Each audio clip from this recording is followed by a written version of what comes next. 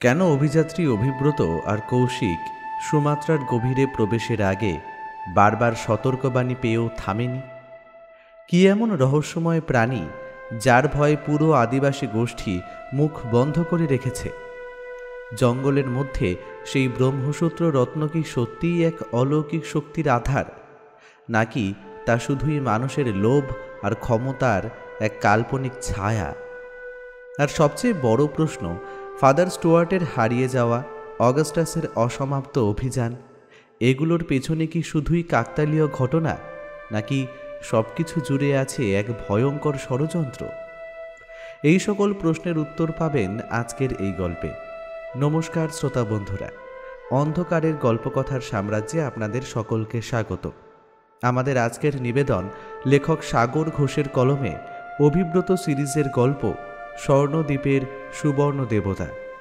গল্পের সূত্রধার ও গল্প পাঠে শুভ, অন্যান্য চরিত্রে সৌরভ সাহা, আরএনএম অভিষেক, বুবাই, ব্রতদীপ, রূপঙ্কর, অভিজিৎ, অভিযান, রৌনক, মৌমিতা, পার্থ ও সৌরভ রায়। শুরু হতে চলেছে আজকের গল্প স্বর্ণদ্বীপের সুবর্ণ দেবতা। জঙ্গল দারুণ ঘন, চারিপাশে বিশাল বিশাল মহিরুহ নিরেট দেওয়ালের মতো পথ আটকে দাঁড়িয়ে আছে। জঙ্গলের এই জায়গা থেকে আর কাউকে ভেতরে যেতে দিতে তারা যেন নারাজ। মাথার ওপরে গাছের পাতার সবুজ আস্তরণ এতটাই ঘন যে এখন দুপুর একটু হলেও মধ্যাহ্নের সূর্যকিরণ জঙ্গলের মাটিকে ঠিক করে স্পর্শ করতে পারছে না। অদ্ভুত এক ঝাপসা আলো ছায়ার খেলা চলছে গোটা জঙ্গল জুড়ে। অজস্র জানা অজানা পাখির কুহুতান মিশে অদ্ভুত এক সুর তৈরি করছে, আর সেই সুরে থেকে থেকে আদিম ভীতির সঞ্চার করছে দূরের কোথাও থেকে ভেসে আসা হিংস্র সব জন্তুদের গুরু গম্ভীর গর্জন। কোনো দল ছাড়া আর এগোনোটা কি ঠিক হবে ফাদার? বেশ চিন্তিত স্বরে প্রশ্নটা করল অগাস্টাস ডার্সি। সবে 30-এ পড়েছে, বেশ জ্ঞানী আর ধর্মপ্রাণ মানুষ, পেশায় একজন ভূপর্যটক, সেই সাথে ইংল্যান্ডের এক নামী চার্চের প্রধান যাজকের সহকারী। আপাতত ফাদার স্টুয়ার্টের সাথে অগাস্টাস এসেছে সুমাত্রার গভীর জঙ্গলে। ফাদার স্টুয়ার্টেরই সহকারীও। বিশেষ দুটো কারণে ওরা এই জঙ্গলে এসেছে। একটা হচ্ছে এই দ্বীপের সুবিস্তারিত একটা মানচিত্র তৈরি করা, অন্য কারণটা হচ্ছে একটা রত্নের সন্ধান। দেখতে গেলে এটাই মূল কারণ, মানচিত্র তৈরি করাটা অজুহাত মাত্র। ফাদার স্টুয়ার্টের বয়স ওই 60-এর মতো, যেমন জ্ঞানী তেমনই সাহসী মানুষ। বয়সের ভার কিন্তু ওনার উদ্যম শক্তিকে এতটুকুও ক্ষতিগ্রস্ত করতে পারেনি। এখনো রীতিমতো নানান অভিযান করেন। ভদ্রলোক বহু ভাষা জানে, সেই তালিকায় ভারতীয় প্রাচীন ভাষা সংস্কৃতও আছে। মাস কয়েক আগে এক প্রাচীন ভারতীয় পুরাণ ওর হাতে আসে। স্বভাবত পুরাণ হাতে পাওয়ার পরেই তিনি লেগে পড়েন তার পাঠোদ্ধারের কাজে, আর তখনই পাথরটার কথা জানতে পারেন। পাথরটার নাম ব্রহ্মসূত্র। পুঁথির লেখা যদি সত্যি হয়, তাহলে এই পাথর যে অপার শক্তির আধার, সে বিষয়ে কোনো সন্দেহই নেই। বিজ্ঞান বিষয়ের উপরেও ফাদার স্টুয়ার্টের অদ্ভুত আয়ত্ত। পুঁথির লেখার অর্থ উদ্ধার করার সাথেই তিনি বেশ বুঝেছেন এই পাথর যার কাছে থাকবে, বিশ্ব তার হাতের মুঠোয়। অগাস্টাস কিন্তু শুরু থেকে জানত এই অভিযানের মূল উদ্দেশ্য মানচিত্র তৈরি করা। সুমাত্রার জঙ্গলে ওদের 10টা দিন কেটে গেছে। গত পরশু অগাস্টাস অভিযানের আসল কারণটা জানতে পেরেছে, কিন্তু ব্যাপারটা জানার পরে ওর খুব একটা ভালো লাগেনি। তাছাড়া এমন গভীর জঙ্গলে কোনো দল ছাড়া মাত্র দুজনে এগোতেই ওর ইচ্ছে করছে না। ফাদার স্টুয়ার্ট বললেন, তুমি কি ভয় পাচ্ছ অগাস্টাস? না মানে, জঙ্গলটা যেমন ঘন তেমনই বিপজ্জনক, তাই বলছিলাম। আমি তো তোমাকে সাহসী বলেই জানতাম, শুধু তাই নয়, বাকিদের সেটা গর্ব করে বলতাম। আচ্ছা, ভয়টা কিসে? একবার ভেবে দেখো, এই আবিষ্কার যদি আমরা সফলভাবে করতে পারি তাহলে আমাদের নাম অমর হয়ে থাকবে। আমাদের ধর্ম বিশ্বের শ্রেষ্ঠ ও শক্তিশালী ধর্ম হয়ে উঠবে। কথাগুলো অগাস্টাসের ঠিক ভালো লাগলো না। ও বলল, আমরা সেই মহাশক্তির আধার খুঁজে পেলেও তাকে আদৌ আমাদের? জিনিসটা তো আসলে ভারতীয়দের। অন্যের জিনিস ছিনিয়ে নিয়ে কি শ্রেষ্ঠ হওয়া যায়? চুপ করো, কি সব বলছো? মনে রাখবে, যা হারিয়ে যায় তা মানুষ মনে রাখে না, কিন্তু সেটাকেই যদি কেউ পুনরুদ্ধার করে তাহলে তার নাম মনে রাখা হয়। হতেই পারে এই পাথর ভারতীয়দের, কিন্তু তারা এর মর্ম বোঝেনি, তাই হারিয়ে ফেলেছে। আমরা এর মর্ম জানি, তাই আমরা সেটাকে উদ্ধার করতে এসেছি। এতে কোনো ভুল থাকতে পারে না।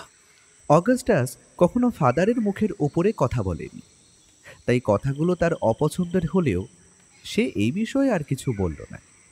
প্রসঙ্গ ঘুরিয়ে বলল, কিন্তু ফাদার, জঙ্গলের মধ্যে এমনভাবে আর এগোনোটা ঠিক হবে বলে আমার মনে হচ্ছে না। ওই আদিবাসীদের কথাগুলো কি আপনার মনে পড়ছে না? তাছাড়া আমাদের কাছে অস্ত্র বা খাদ্য দুটোর কোনোটাই ঠিক মতো নেই। ও, তুমি বুঝি সেই কাল্পনিক প্রাণীটার ভয় পাচ্ছ? এসবে আমার বিশ্বাস নেই অগাস্টাস। এমন তৈরি করা উপকথা তুমি পৃথিবীর যে কোনো বন্য উপজাতির কাছেই শুনতে পাবে। যে উদ্দেশ্যে আমি এখানে এসেছি তা আমি সম্পূর্ণ করেই ছাড়ব। কোনো ভয় বা আতঙ্ক আমাকে আটকাতে পারবে না। তুমি মানচিত্রের কাজটা করছো তো, নাকি সেটাও ভয় বন্ধ? না ফাদার, আমি কাজ বন্ধ করিনি। কাজ ঠিকঠাকই চলছে। আর আমি ভয়ে কথাগুলো বলিনি, সাবধানতাজনিত কারণেই বলেছিলাম। এবারে আপনার ইচ্ছা অনুযায়ী কাজ হবে। কথা শেষ করে অগাস্টাস একটা গাছের নিচে বসল। ডায়েরি আর কলম বের করে আজকের যাত্রাপথের সুবিস্তারিত বর্ণনা লিখতে শুরু করল। ফাদার স্টুয়ার্ট অল্পক্ষণ চুপ করে দাঁড়িয়ে রইলেন। তারপরে প্রাচীন পুঁথিটা বের করে নিঃশব্দে পড়তে শুরু করলেন। যত বিপদই আসুক না কেন, উদ্দেশ্য সফল না হওয়া পর্যন্ত তিনি অভিযান থামাবেন না।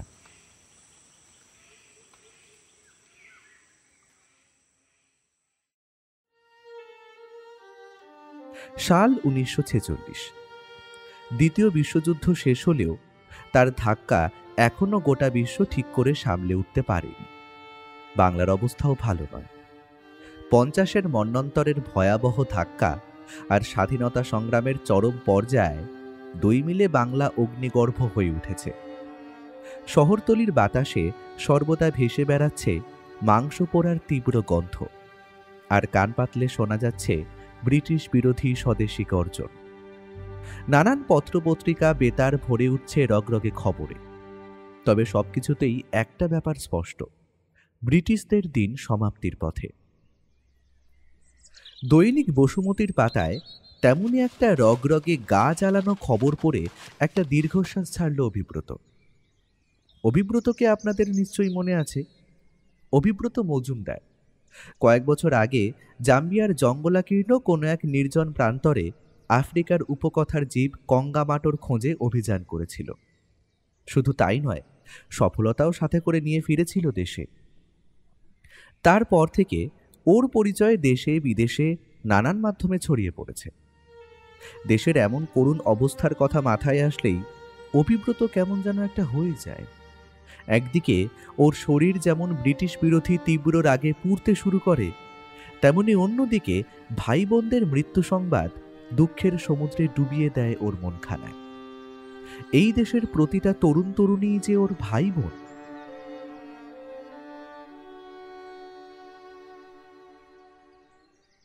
এই ছোট দাদা বাবু, এই তোমার চিঠি এইছে।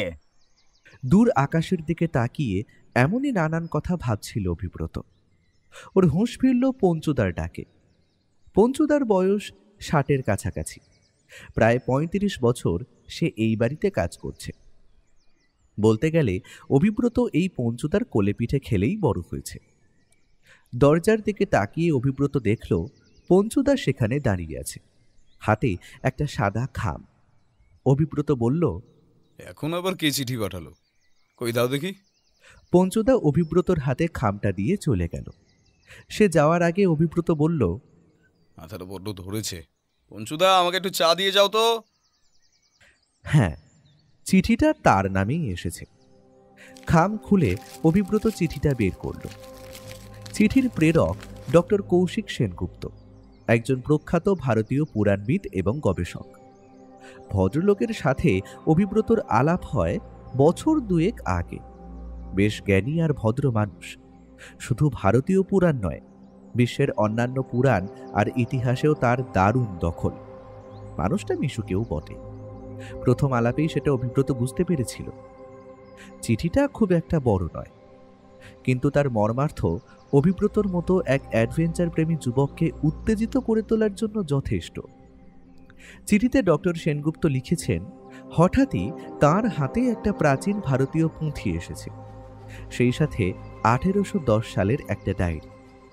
দুটো মিলিয়ে তিনি এক অতি শক্তিশালী পাথর ও এক পৌরাণিক প্রাণীর কথা জানতে পেরেছেন, যা আগে কেউ কখনো শোনেন। আর এই খোঁজের জন্যেই তিনি সুমাত্রার গভীর জঙ্গলের উদ্দেশ্যে একটি অভিযান করতে চান। আর এই অভিযানে তিনি অভিব্রতকে সঙ্গী হিসেবে সামিল হওয়ার আমন্ত্রণ জানাচ্ছেন। আফ্রিকা থেকে ঘুরে আসার পর কেটে গেছে 6টা বছর। এর মধ্যে অভিব্রত বেশ কিছু অভিযান করেছে, তবে সবকটাই দেশের মধ্যে। এতদিন পরে আবার দূরদেশে যাওয়ার সুযোগ এসেছে। শুধু কি তাই, সুমাত্রার গভীর জঙ্গল, প্রতিকূল পরিবেশ, আদিম জনগোষ্ঠী, হিংস্র জন্তু জানোয়ার, এসবের কথা বিভিন্ন বইতে ও অনেক পড়েছে, কিন্তু সে জায়গায় কখনো যাওয়া হয়নি।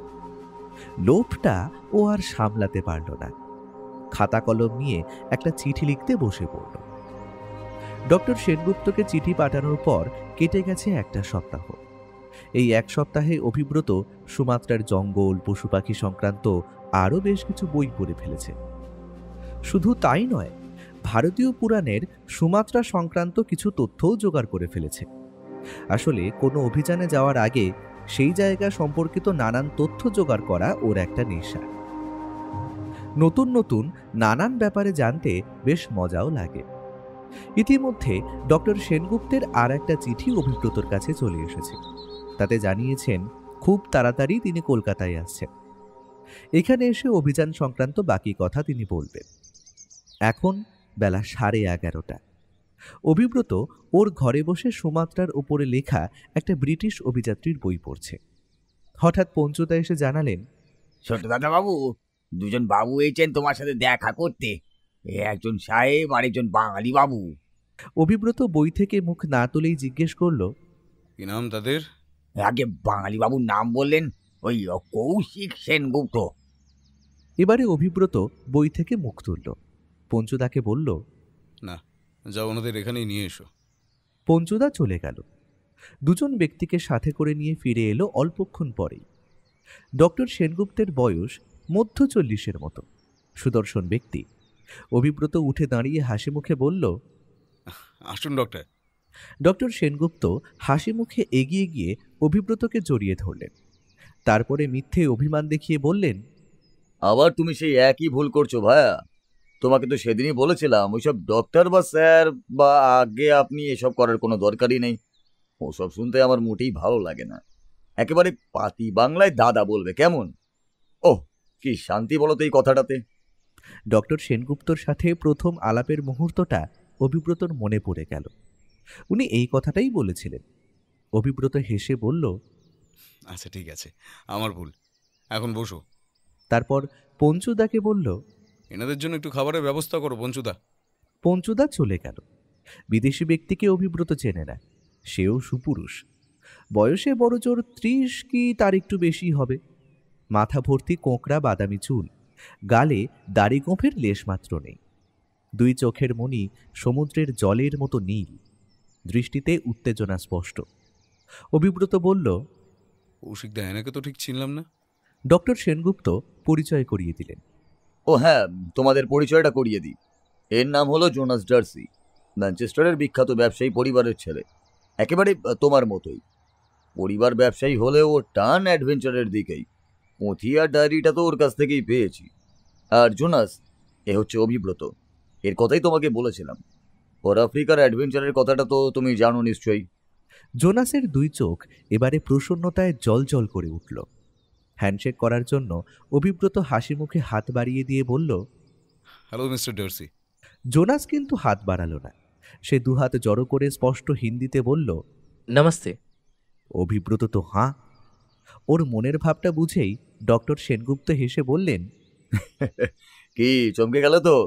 জোনাস মোটামুটি হিন্দি বলতে পারে ও পড়তেও পারে। এখন ওকে বাংলাটাও একটু একটু করে শেখাচ্ছি। জোনাস এবারে ইংলিশে বলল, তোমাদের দেশের ভাষা খুবই সুন্দর, শুনলেই শিখতে ইচ্ছে হয়। অভিব্রতর খুব ভালো লাগলো।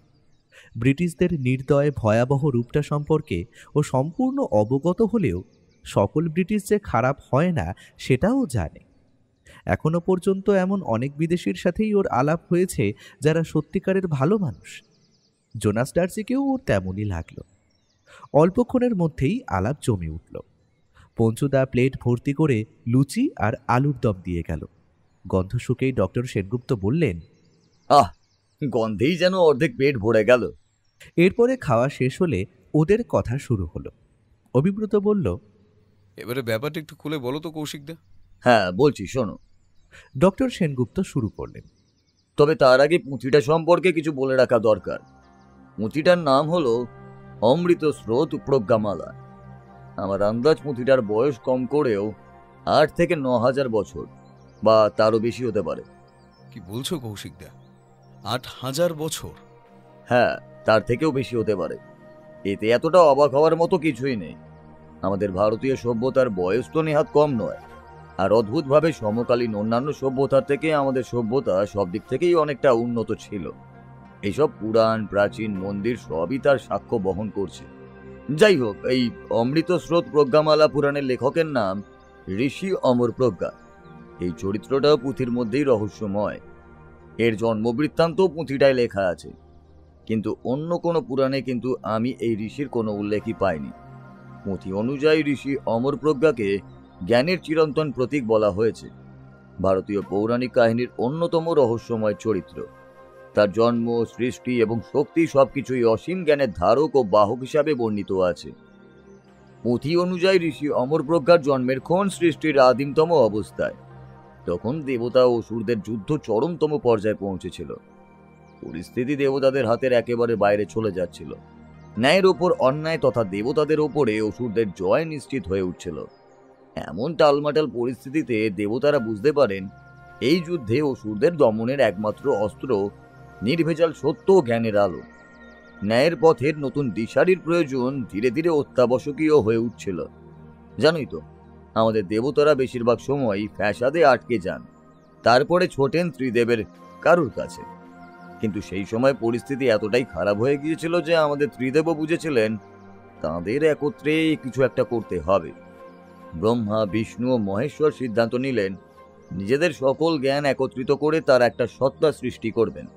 সেই সত্তাই হবে চিরন্তন জ্ঞানের উৎস তথা প্রতীক, এবং তার কাজ হবে মহাজাগতিক ভারসাম্য রক্ষা করা। পুরাণের কথা ডক্টর সেনগুপ্ত খুব সহজ সরলভাবে গল্পের মতো করেই বললেন। শুনতেও মন্দ লাগে না। এতটা বলে জল খাওয়ার জন্য উনি থামলেন। অভিব্রত এই সুযোগে বলল, অর্থাৎ সেই সত্তাই হচ্ছেন ঋষি অমর প্রজ্ঞা, এই পুঁথির লেখক, তাই তো? জল খেয়ে এই স্বস্তির দম ফেলে ডক্টর সেনগুপ্ত আবার বলতে শুরু করলেন, একদমই তাই। সৃষ্টির বর্ণনা বিস্তারিত লেখা আছে ওই পুঁথিতেই। বলা হয়েছে ব্রহ্মা তার ব্রহ্মজ্ঞান থেকে অমৃতের একটা কণা দিয়ে ঋষি অমর প্রজ্ঞার চেতনা সৃষ্টি করেন। সেই অমৃতের কণা ঋষি অমর প্রজ্ঞাকে ব্রহ্মাণ্ডের সকল জ্ঞান ও অমরত্বের অধিকারী করে তুলেছিল। ব্রহ্মার চেতনাদানের পরে বিষ্ণু তার চিরন্তন ধৈর্য আর অসীম সহনশীলতা মিশিয়ে ঋষি অমর প্রজ্ঞাকে এমন এক অন্তর্দৃষ্টি দান করেন যার সাহায্যে তিনি ব্রহ্মাণ্ডের প্রতিটি কোণায় কোথায় কি হচ্ছে তা 3টে কালকে একত্র একই সময় দেখতে ও বুঝতে পারেন। অবশেষে মহেশ্বর তার ত্রিনয়নের তীব্র তেজের কিছুটা অংশ দিয়ে ঋষির মধ্যে চিরন্তন আলো স্থাপন করে।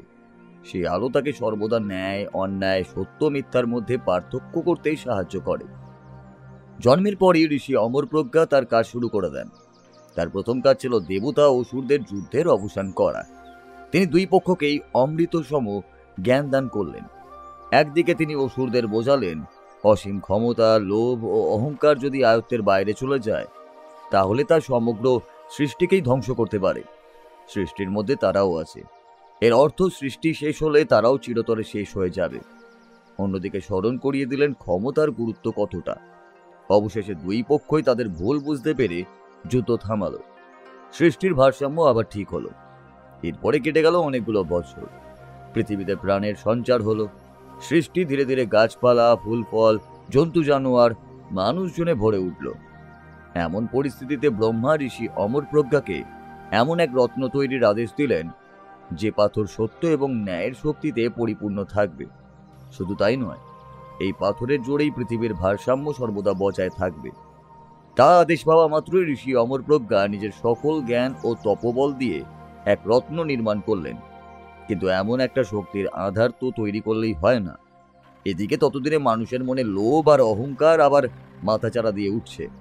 কোনো লোভী মানুষের হাতে যদি ওই রত্ন চলে যায় তাহলে অনর্থ হবেই।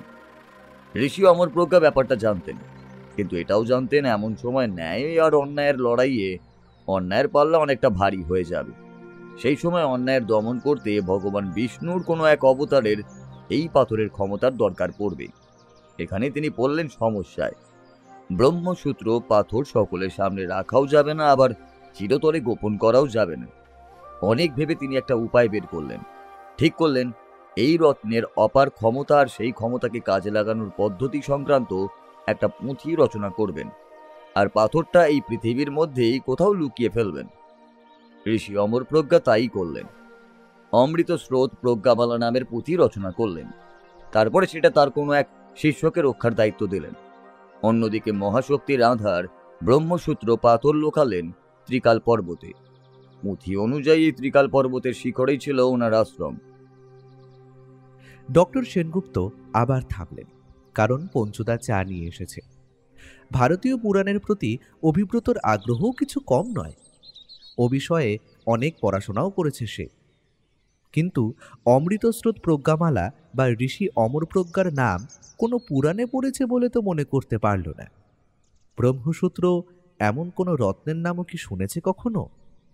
হয়তো শুনেছে বা হয়তো শোনেনি। শুনতে শুনতে এইসবই ভাবছিল। এবারে বলল, বাবা, এ তো বিশাল ব্যাপার। ডক্টর সেনগুপ্ত চায়ের পেয়ালায় একটা চুমুক দিয়ে বললেন,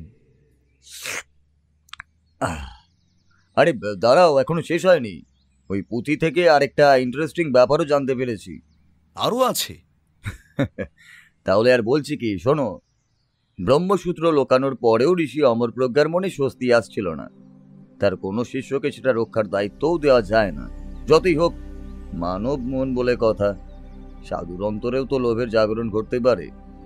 কিন্তু এই রত্ন কোনো প্রহরী ছাড়া রাখা একদমই উচিত হবে না।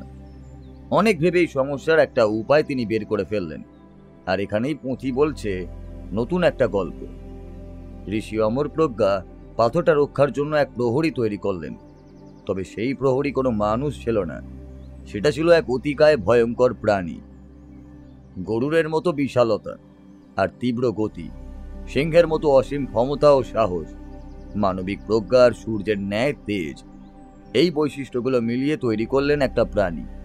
প্রাণীটার রূপও হলো ভয়ঙ্কর। চতুষ্পদী প্রাণীটার বিশালাকায় দেহের অর্ধেকটা হলো গরুরের, অর্ধেকটা সিংহের, দুটো প্রকাণ্ড চোখ, এক একটা সূর্যের মতো উজ্জ্বল। ঋষি অমর প্রজ্ঞা প্রাণীটির নাম রাখলেন অরুণাক্ষী। যথার্থ প্রহরী সৃষ্টির পরে ঋষি অমর প্রজ্ঞা একটা বিধান দিলেন, যদি কেউ ব্রহ্মসূত্র পাথর নিজের স্বার্থে ব্যবহার করতে চায়, অরুণাক্ষী তৎক্ষণাৎ তাকে ধ্বংস করবে। একমাত্র বিশুদ্ধ জ্ঞান ও সত্যতা দিয়ে ব্রহ্মসূত্র পাথর লাভ করা সম্ভব। এই বিধান কিন্তু শুধু মানুষদের জন্য নয়, ব্রহ্মাণ্ডের সকল প্রাণীর জন্যই খাটবে। এই আদেশ ও ব্রহ্মসূত্র পাথরের রক্ষার দায়িত্ব অরুণাক্ষীর ওপরে দান করে চলে যান ব্রহ্মাণ্ডের অন্যত্র। কোথায় গেছেন সে কথা পুঁথিতে আর লেখা নেই। বুঝলাম। এই পুঁথির সঙ্গে সুমাত্রার কি সম্পর্ক সেটা তো বলছি সম্পর্ক একটা নয়, তিনটে। প্রথমটা হচ্ছে পুঁথিতে যে ত্রিকাল পর্বতের উল্লেখ আছে, আমি ভালো করে রিসার্চ করে দেখেছি সেই ত্রিকাল পর্বত আছে সুমাত্রায়, মাউন্ট সিনাবুং। কি বলছো কৌশিকদা? মাউন্ট সিনাবুং তো একটা সক্রিয় আগ্নেয়গিরি, যে কোনো মুহূর্তে ফেটে পড়তে পারে। সাদিকে আর বলছি, এবারের অভিযানটা তোমার আগের যে কোনো অভিযানের থেকে অনেক বেশি রোমাঞ্চকর হতে চলেছে। মাউন্ট সিনাবংয়ের ঘন জঙ্গল আর ওয়াইল্ড লাইফ সম্পর্কেও তুমি নিশ্চয়ই জানো। যাই হোক, অন্য সম্পর্কগুলো বলি। দ্বিতীয়টা হচ্ছে মাউন্ট সিনাবংয়ের গভীর জঙ্গলে এক রহস্যময় আদিবাসী গোষ্ঠী বসবাস করে। এরা জঙ্গলের বাইরে খুব একটা আসে না, এদের সম্পর্কে তথ্যও খুব কম। ওই অল্প তথ্যের মধ্যেই জানা যায় এই আদিবাসী গোষ্ঠী এক দেবতাদের পুজো করে। দেবতার নাম র্যাকন। অদ্ভুত ব্যাপারটা হচ্ছে এই দেবতা কোনো পাথরের মূর্তি নয়, একটা জীবিত বিশালদেহী ভয়ঙ্কর প্রাণী। ওরা ছাড়াও ওই জঙ্গলের আরো কিছু আদিবাসী গোষ্ঠীর লোককথায় এই প্রাণীর কথা জানা যায়। তাতে রূপ নিয়ে যথেষ্ট দ্বিমত আছে, কিন্তু এটা নিশ্চিত যে ওই প্রাণী মাউন্ট সিনাবংয়ের গভীর জঙ্গলের কোথাও আছে। আমি সুমাত্রার জঙ্গলের নানান লোককথা থেকে প্রাণীটার প্রায় সকল বর্ণনাই জোগাড় করেছি, আর সেই সব বর্ণনা থেকে কমন ফ্যাক্টসগুলো বের করে দেখি অরুণাক্ষীর সাথে সেটা হুবাহু ম্যাচ করে যাচ্ছে। আমার বিশ্বাস ঋষি অমর প্রজ্ঞা সৃষ্ট অরুণাক্ষী আর সুমাত্রার জঙ্গলের ওই আদিবাসীদের দেবতার এখন দুটোই একই। আর তৃতীয় সম্পর্কটা জোনাস বললেই বেশি ভালো হয় আর কি। শেষ কথাগুলো ইংরেজিতে বললেন ডক্টর সেনগুপ্ত। জোনাস এতক্ষণ চুপ করেছিল, এবারে ইংরেজিতে বলল, এ না হয় বলছি, কিন্তু এত কথা হিন্দিতে তো আমি বলতে পারবো না। অভিব্রত জানিয়ে দিল ইংরেজিতে কথা বললে তার কোনো সমস্যা হবে না। জোনাস বলতে শুরু করল, আমার এক পূর্বপুরুষ ছিলেন, আগাস্টাস ডার্সি। তিনি একদিকে ভূপর্যটক, অন্যদিকে একজন নামী পাদ্রী ছিলেন। 1804 থেকে 1830 পর্যন্ত তিনি বহু অভিযান করেছিলেন এবং বহু অজানা দ্বীপ ও ভূভাগের ম্যাপ তৈরি করেছিলেন। সেই সময় তার থেকে ডিটেইলড ম্যাপ কেউ তৈরি করতে পারত না। তাই আগাস্টাস ডার্সি প্রথম জীবনে ছিলেন ফাদার স্টুয়ার্টস নামের এক ব্যক্তির সহকারী। আগাস্টাসের ডায়েরি পড়ে যেটুকু বুঝেছি, সেই সময় ফাদার স্টুয়ার্ট অন্যতম ক্ষমতাশালী ও জ্ঞানী এক ব্যক্তি ছিলেন। উনি বহু ভাষা জানতেন এবং নানান দেশের পুরাণ ও ইতিহাস নিয়ে চর্চা করতেন। তোমাদের প্রাচীন ভাষা সংস্কৃত জানতেন ফাদার স্টুয়ার্টস, এবং তিনি ভারতীয় পুরাণ নিয়েও খুব আগ্রহী ছিলেন। ওই অমৃত স্রোত প্রজ্ঞামালা তার হাতে কোনোভাবে এসছিল।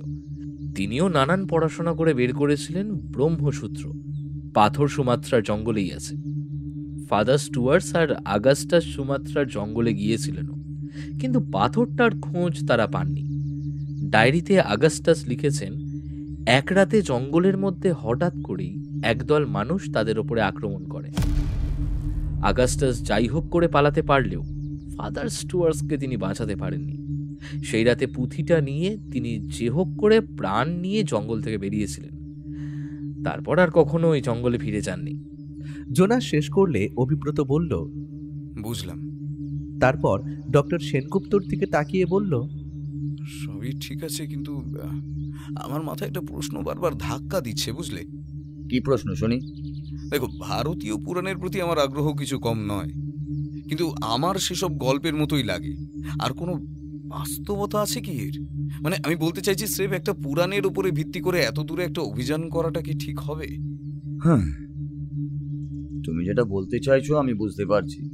ব্যাপারটা নিয়ে আমিও ভেবেছি, কিন্তু একটা কথা তোমায় বলি, আমাদের পুরাণে বর্ণিত বহু দেশ, রাজ্য, নদ নদী, সমুদ্র, পাহাড় ইত্যাদির বাস্তবে হদিশ পাওয়া যায়। শুধু তাই নয়, তাদের অবস্থান আর বর্ণনাও মিলে যায়। আর এখানে তো অনেক তথ্যই মিলে যাচ্ছে। তাছাড়া খুঁজে দেখতে তো কোনো সমস্যা নেই, কি? আমিও এই অভিযানটা সম্পূর্ণ করতে চাই। ডায়েরিটা পড়লে তুমি বুঝতে পারবে অভিযান সম্পূর্ণ না করতে পারার আক্ষেপ আগাস্টাস বহুবার করেছেন। পূর্বপুরুষের সেই আক্ষেপ আমি শেষ করতে চাই। ব্যাপারটা সম্পর্কে যদি কখনো জানতে না পারতাম তাহলে কোনো সমস্যাই ছিল না, কিন্তু জানতে যখন পেরেছি তখন এই খোঁজ আমি করব। অভিব্রত কিছুক্ষণ চুপ করে রইল। তারপরে একটা দীর্ঘশ্বাস ছেড়ে ইংরেজিতে বলল, ঠিক আছে, আমিও যাব তোমাদের সঙ্গে। সত্যি বলতে সুমাত্রার জঙ্গলকে একেবারে কাছ থেকে দেখার ইচ্ছে আমার বহুদিনের। এই সুযোগে ইচ্ছেটা পূরণ হয়ে যাবে। অভিব্রতর এই কথা শুনে ডক্টর সেনগুপ্ত আর জোনাস দুজনের মুখেই হাসি ফুটল। ডক্টর সেনগুপ্ত বললেন, আমি জানতাম তুমি না বলবে না। Thank you Abhibrata. আরে না না, এতে ধন্যবাদ জানানোর কিছু নেই। তা আমরা বেরোচ্ছি কবে? ইচ্ছে আছে আর 1 সপ্তাহ পরেই বেরিয়ে পড়ব। আমাদের এই অভিযানে আরও কয়েকজন সঙ্গীও আছেন, তারা নানান দেশ থেকেই আসছেন। তারা এসে গেলেই আমরা বেরিয়ে পড়ব। আরও কজন আছেন? আমি, তুমি আর জোনাস ছাড়া থাকছেন প্রখ্যাত ব্রিটিশ সাংবাদিক মার্থা গ্রিন, ব্যবসায়ী ও রত্ন বিশারদ জনাথন কার্টার, কার্টারের business partner Jordan Mathews, German প্রাণীবিদ প্রফেসর ভিক্টর ওয়াগনার, আর আমাদের জাহাজের নাবিক ক্যাপ্টেন রবার্ট অ্যালেন, পর্যটক ব্র্যান্ডাম স্টিফেনসন। এছাড়াও সুমাত্রায় পৌঁছে কিছু কুলি আর একজন স্থানীয় গাইডের ব্যবস্থা করা হবে। সেটা ক্যাপ্টেন রবার্টই করবেন বলেছেন। এ তো রীতিমতো বড় দল। আর অভিযানের খরচ? ওসব নিয়ে ভাবার কিছুই নেই। জোনাস, জনার্থন আর জর্ডান, এই 3 মহা অনুভব মিলেই গোটা অভিযানের খরচ বহন করছেন। আমরা শুধু চাই তুমি আমাদের অভিযানের সঙ্গী হও। তোমার জ্ঞান আর কৌশল আমাদের ওই ঘন জঙ্গলে অনেক সাহায্যই করবে। আচ্ছা, আমাদের যাত্রাপথ? কলকাতা বন্দর থেকে বেরিয়ে দক্ষিণে বঙ্গোপসাগরে গিয়ে পড়ব। তারপরে পূবের দিকে যাত্রা শুরু হবে। আন্দামান নিকোবর দ্বীপপুঞ্জকে পাশে রেখে মালাক্কা প্রণালী দিয়ে উত্তর সুমাত্রার ঐতিহাসিক শহর মেডানে পৌঁছাবো। সেখান থেকে দক্ষিণে বেশ কিছুটা পথ পেরিয়ে তবে আসবে মাউন্ট সিনাবুংয়ের গভীর জঙ্গল। আমাদের মূল অভিযান সেখান থেকেই শুরু। যা বুঝছি অভিযান রীতিমতো লম্বা হবে। তা হবে, জলপথেই দিন 15, তারপরে দিন 2 যাত্রা করে জঙ্গল। তারপরে কত সময় লাগবে তা ঠিক সঠিক জানা নেই। অভিব্রত আর কিছু বলল না। অভিযান যে শুধু বড় হবে তাই নয়, সেটা যে কানায় কানায় রোমাঞ্চকর হতে চলেছে সেটাও খুব ভালো করেই বুঝতে পেরেছে। কলকাতায় নিজের ঘরে বসেই ও হঠাৎ করেই যেন আদিম জঙ্গল আর আগ্নেয়গিরির পোড়া গন্ধ পাচ্ছে।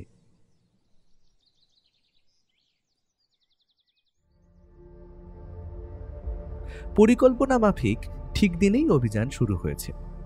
কলকাতা ছাড়ার পরে কেটে গেছে 3টে দিন।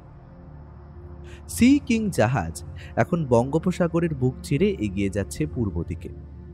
সময় এখন বিকেল 5টা কি 5:30 হবে। সূর্য অস্ত গিয়েছে, কিন্তু পশ্চিম আকাশ এখনো সিঁদুর রঙে লাল হয়ে আছে। সমুদ্রের কুল কিনারাহীন অসীম জলরাশির নীল রঙেও রক্তিম আভা লেগে আছে। ঝাঁকে ঝাঁকে পাখির দল বাসায় ফিরছে। তাদের সকলেরই রং এখন অবশ্য কালো। পাখির দলের দিকে তাকিয়ে চুপচাপ ডেকের উপরে বসে আছে অভিব্রত। যে কোনো অভিযান শুরু করার সাথে সাথেই ওর বুকের মধ্যে সর্বদা একটা ঢিপঢিপানি চলতে থাকে। অভিযান সংক্রান্ত নানান চিন্তা ভাবনা ওর মাথায় ঘুরতে থাকে। এবারেও তার অন্যথা হচ্ছে না। সুমাত্রার গভীর জঙ্গল, সেখানকার নানান জন্তু জানোয়ার, মাউন্ট সিনাবুংয়ের মতো সক্রিয় আগ্নেয়গিরি, সব মিলিয়ে রোমাঞ্চে ওর সারা শরীরে বারংবার কাঁটা দিচ্ছে। সমুদ্রের প্রতিটা ঢেউয়ের ধাক্কায় বাচ্চাদের মতো উত্তেজনায় কেঁপে উঠছে ও। সবই ঠিক আছে, শুধু অস্বস্তি বলতে একমাত্র ডক্টর সেনগুপ্ত ছাড়া আর কারো সাথে ও বাংলায় কথা বলতে পারছে না। আলোচনা থেকে শুরু করে গল্প, মজা, হাসি ঠাট্টা সবই হচ্ছে ইংরেজিতে। যতই হোক মাতৃভাষার টানই আলাদা। কে ইয়াং ম্যান, কেমন লাগছে সমুদ্র যাত্রা? কথাটা কানে যেতেই অভিব্রতর হুঁশ ফিরল। পেছনে তাকিয়ে দেখল জর্ডান ম্যাথিউস দাঁড়িয়ে আছে। তার হাতে একটা কাঁচের গ্লাস, সেটাতে নিঃসন্দেহে কোনো দামি রেড ওয়াইন আছে। বয়স মধ্য 40-এর আশেপাশে, লম্বা চওড়া দশাশয়ী দেহ, মাথাটাও তেমনই বড়। রূপের দিক থেকেও এক কথায় সুপুরুষ বলা চলে। দেহের সাথে মানানসই গলার স্বর, ব্যক্তিত্বও তেমন হবে নাই বা কেন, ইংল্যান্ডের শ্রেষ্ঠ ব্যবসায়ীদের একজন বলে কথা। অভিব্রত উঠে দাঁড়িয়ে বলল, আসুন মিস্টার ম্যাথিউস, বসুন। মিস্টার ম্যাথিউস আর একটা আরামকেদারায় বেশ আয়েশ করে বসলেন। ভদ্রলোকের চালচলনেই আভিজাত্য ঝিলিক দেয়। সাহেবী কায়দায় ওয়াইনে ছোট্ট একটা চুমুক দিলেন। অভিব্রত বলল, ভালোই লাগছে। ডক্টর সেনগুপ্তর কাছে তোমার ব্যাপারে শুনেছিলাম, কিন্তু তোমাকে দেখার পর থেকেই মনে হচ্ছে ও একটু বাড়িয়েই বলেছিল। আসলে তোমরা ইন্ডিয়ানরা বড্ড বেশি বানিয়ে বলো। তাছাড়া তোমাদের এসব করার মতো এবিলিটি নাই। তোমরা তো খেয়ে মেঘেই শেষ। কথা বলতে বলতেই হো হো করে হেসে উঠলেন। সুপুরুষ, অর্থবান, ব্যক্তিত্বপূর্ণ হলেও মানুষটা যে অহংকার আর দম্ভতে কানায় কানায় পরিপূর্ণ, সেটা অভিব্রত প্রথম আলাপেই বুঝেছিল। এমন মানুষ ওর পছন্দ নয়, সেই জন্য এনাকে একটু এড়িয়েই চলছেও। কিন্তু এই অভদ্রতার একটা উত্তর না দিলেই নয়। তাছাড়া অভিব্রত কাঁটা দিয়ে কাঁটা তোলায় বিশ্বাসী। রাগে ওর গা জ্বলে গেলেও অল্প হেসে বলল, ঠিকই বলেছেন মিস্টার ম্যাথিউস, আমরা ভারতীয়রা খেয়ে মেখেই শেষ। আর এই ভারতীয়দের উচ্ছিষ্টগুলোই তো আপনারা এতদিন ধরে কুড়িয়ে যাচ্ছেন, যদিও সেদিন ফুরলো বলে। কি বলেন? এমন একটা প্রত্যুত্তর মিস্টার ম্যাথিউস আশা করেননি। একটু থতমতই খেয়ে গেলেন। ব্যাপারটা বুঝেই অভিব্রত আর একবার হাতুড়ির ঘাঁ দিল, বলল, আপনি এখনো কতগুলো অভিযান করেছেন আমি জানি না, তবে আমি অল্প যে কটা করেছি সে কটার ধকল আপনার কলজে নিতে পারবে বলে আমার মনে হয় না। আমরা ভারতীয়রা জন্ম থেকেই মাটি, জঙ্গল, সমুদ্র এসবে খেলে বড় হই সাহেব। আপনারা তো আবার সুখী পায়রা। সাবধানে থাকবেন কিন্তু। সুমাত্রার জঙ্গল যেমন গভীর তেমন ভয়ানক।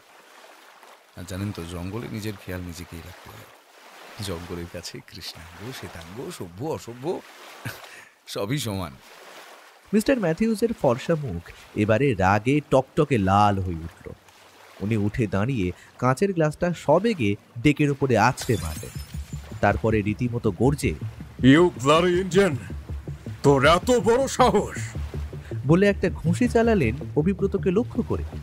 আসলে অভিব্রতর ক্ষমতা সম্পর্কে মিস্টার ম্যাথিউসের কোনো ধারণা নেই বলেই উনি এই ভুলটা করেছিলেন। তার ফলও পেলেন হাতে নাতে। অভিব্রত তড়িৎ বেগে নিজের আধশোয়া শরীরটাকে সরিয়ে নিয়ে মিস্টার ম্যাথিউসের ধেয়ে আসা হাতের কবজিতে একটা মোক্ষম আপার কাট কষিয়ে দিল। আপার কাটটা যদি চোয়ালে পড়তো তাহলে অত বড় শরীর নিয়েও নক আউট হওয়া থেকে ওকে কেউ বাঁচাতে পারত না। তড়িৎ গতিতে এমন একটা প্রহার বিশাল দেহী মিস্টার ম্যাথিউসকে কয়েক সেকেন্ডের জন্য পাথরের মতো জমিয়ে দিয়েছিল। এবারে হুঁশ ফিরতে ডান হাতের কবজিতে তীব্র যন্ত্রণা অনুভব করলেন তিনি।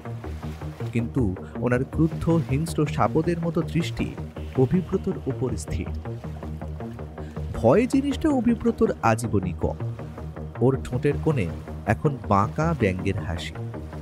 সাহেবের শরীরে শেষ কাঁটা বসানোর সুযোগটা হাতছাড়া করতে ওর ইচ্ছে করল না। বলল, শুনুন সাহেব, জঙ্গলে যাচ্ছেন আপনার ভালোর জন্যই বলে রাখছি। গায়ের জোরে সবসময় সব কিছু হয় না, ঘটের বুদ্ধিটাও একটু খরচ করতে হবে। আপনারা তো আবার নিজেদের শ্রেষ্ঠ জাত বলে প্রচার করেন, কথাটা একটু মনে রাখতে শিখুন। শুধু বললেই তো আর শ্রেষ্ঠ হওয়া যায় না। মনে রাখবেন, যে যত বড় প্রকৃতি তাকে তত আগে গিলে খায়। অভিব্রত যে বেজায় শক্ত মনের মানুষ সেটা বুঝেই হয়তো মিস্টার ম্যাথিউস আর তেমন কিছু করলেন না। শুধু বললেন, এর বদলা আমি নেবই। জর্ডন ম্যাথিউসকে তুমি চেনো না ইয়াং ম্যান, কেউটের লেজে পা দিয়েছ, ছবল তোমাকে খেতেই হবে। সাপুরেকে সাপের ভয় দেখাচ্ছেন সাহেব, এই বুঝি আপনার বুদ্ধি? মিস্টার ম্যাথিউস আর কিছু না বলে নিজের কেবিনের দিকে চলে গেল। অভিব্রত নিজের মনেই বিড়বিড় করে বলল, তুমি যে জাতকে উঠে সেটা তোমাকে দেখেই বুঝেছি সাহেব, কিন্তু দেখা যাক তোমার বিষ দাঁত কতটা বড়। এই সময় ডক্টর সেনগুপ্ত অভিব্রতর পাশে এসে দাঁড়ালেন। ওর কাঁধ চাপড়ে বললেন, সাবাস অভিব্রত, সাবাস, যোগ্য জবাব দিয়েছ লোকটাকে। তুমি কোথায় ছিলে? তোমার কাছেই আসছিলাম, তখনই তো সবটা দেখলাম। ওর দম্ভ একটু ভাঙা দরকার আছে। টাকা আছে বলে কাউকে মানুষ জ্ঞান করে না।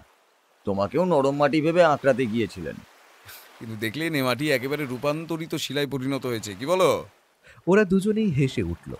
দুজনে গিয়ে দাঁড়ালো রেলিংয়ের কাছে। আকাশের রং এখন পাংশুটে। চারপাশে চাপচাপ অন্ধকার জমাট বাঁধতে শুরু করেছে।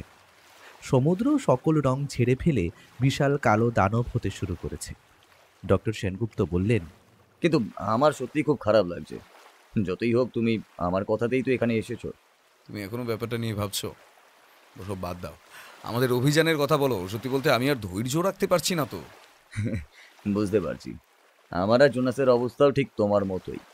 ক্যাপ্টেন রবার্টের সাথে কথা বলেছি, ওনার ধারণা সব ঠিক থাকলে মেডানে পৌঁছাতে আর 7 দিন কি 8 দিনের মতন সময় লাগবে। আচ্ছা বলছি, অগাস্টাস ডার্সির ডায়েরিটা কি একবার আমায় দিতে পারো? কেন বলো তো? কিছুই না, একটু পড়ে দেখতাম। এরকম পুরনো ডায়েরির লেখা পড়তে বেশ ভালো লাগে। ও আচ্ছা আচ্ছা, ঠিক আছে ঠিক আছে। এখন চলো একটু কফি খাওয়া যাক, তারপরে না হয় তোমাকে ডায়েরিটা দিচ্ছি। জোনাসের কোনো সমস্যা নেই তো? আরে না না, ও কিছুই বলবে না। বেশ, তাহলে চলো। ওরা দুজনে এগিয়ে গেল ডেকের ভিতরের দিকে। যেতে যেতে ডক্টর সেনগুপ্ত একটু নিচু স্বরে বললেন, তবে অভিব্রত, তোমাকে একটা কথা বলে রাখি। যতদূর জানি এই জর্ডান ম্যাথিউস নামের লোকটা কিন্তু খুব একটা সুবিধার নয়। তুমি আজ যা করেছো সেটা ওর আঁতে রীতিমতো ঘা দিয়েছে। প্রতিশোধ উনি নেবেনই। তুমি একটু সাবধানে থেকো, কেমন? অভিব্রতও এটা জানে। তাছাড়া ও এমনিতেই খুব সাবধানী, অনেক ভেবেচিন্তেই পা ফেলে। বলল, ঠিক আছে কৌশিকদা, মনে রাখবো। কফি আর কিছু স্ন্যাক্স খেয়ে ডক্টর সেনগুপ্তর কাছ থেকে অগাস্টাস ডার্সির ডায়েরিটা নিয়ে অভিব্রত সোজা নিজের কেবিনে গিয়ে দরজা দিল। অগাস্টাস ডার্সি যে একজন সুলেখকও ছিলেন সেটা ডায়েরির প্রতিটা লাইনে জানান দিচ্ছে। পড়তে পড়তে অভিব্রত একেবারে হারিয়েই গিয়েছিল।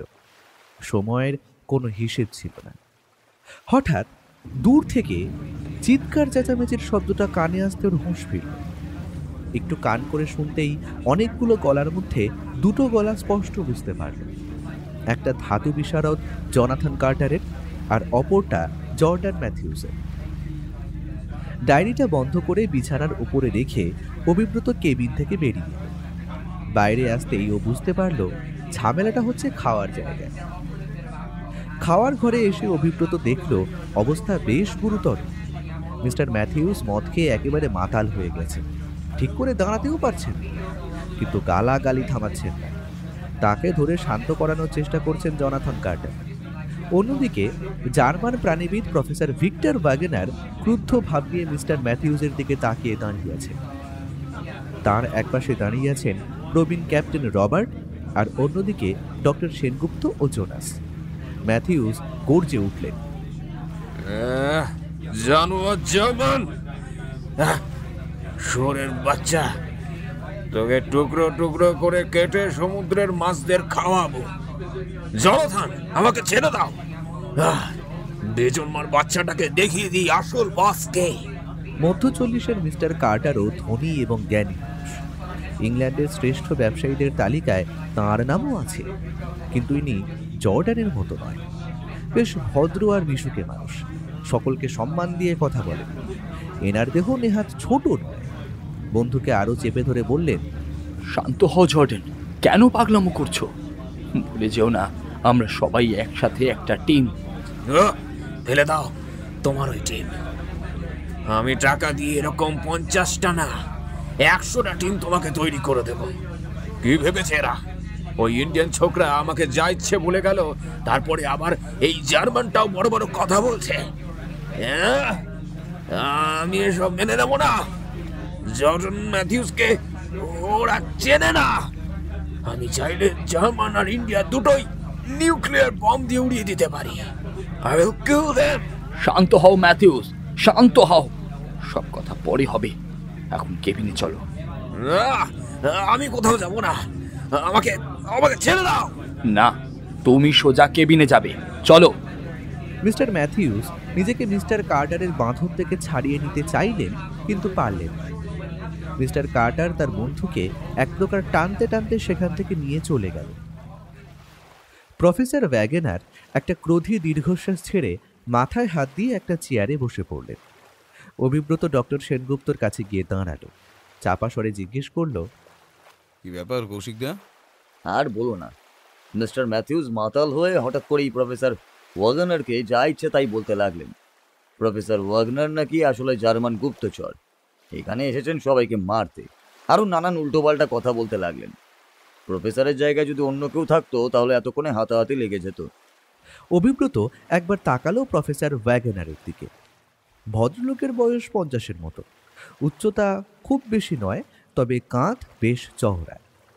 ভদ্রলোক দারুণ শান্ত এবং স্বল্পভাষী প্রকৃতির।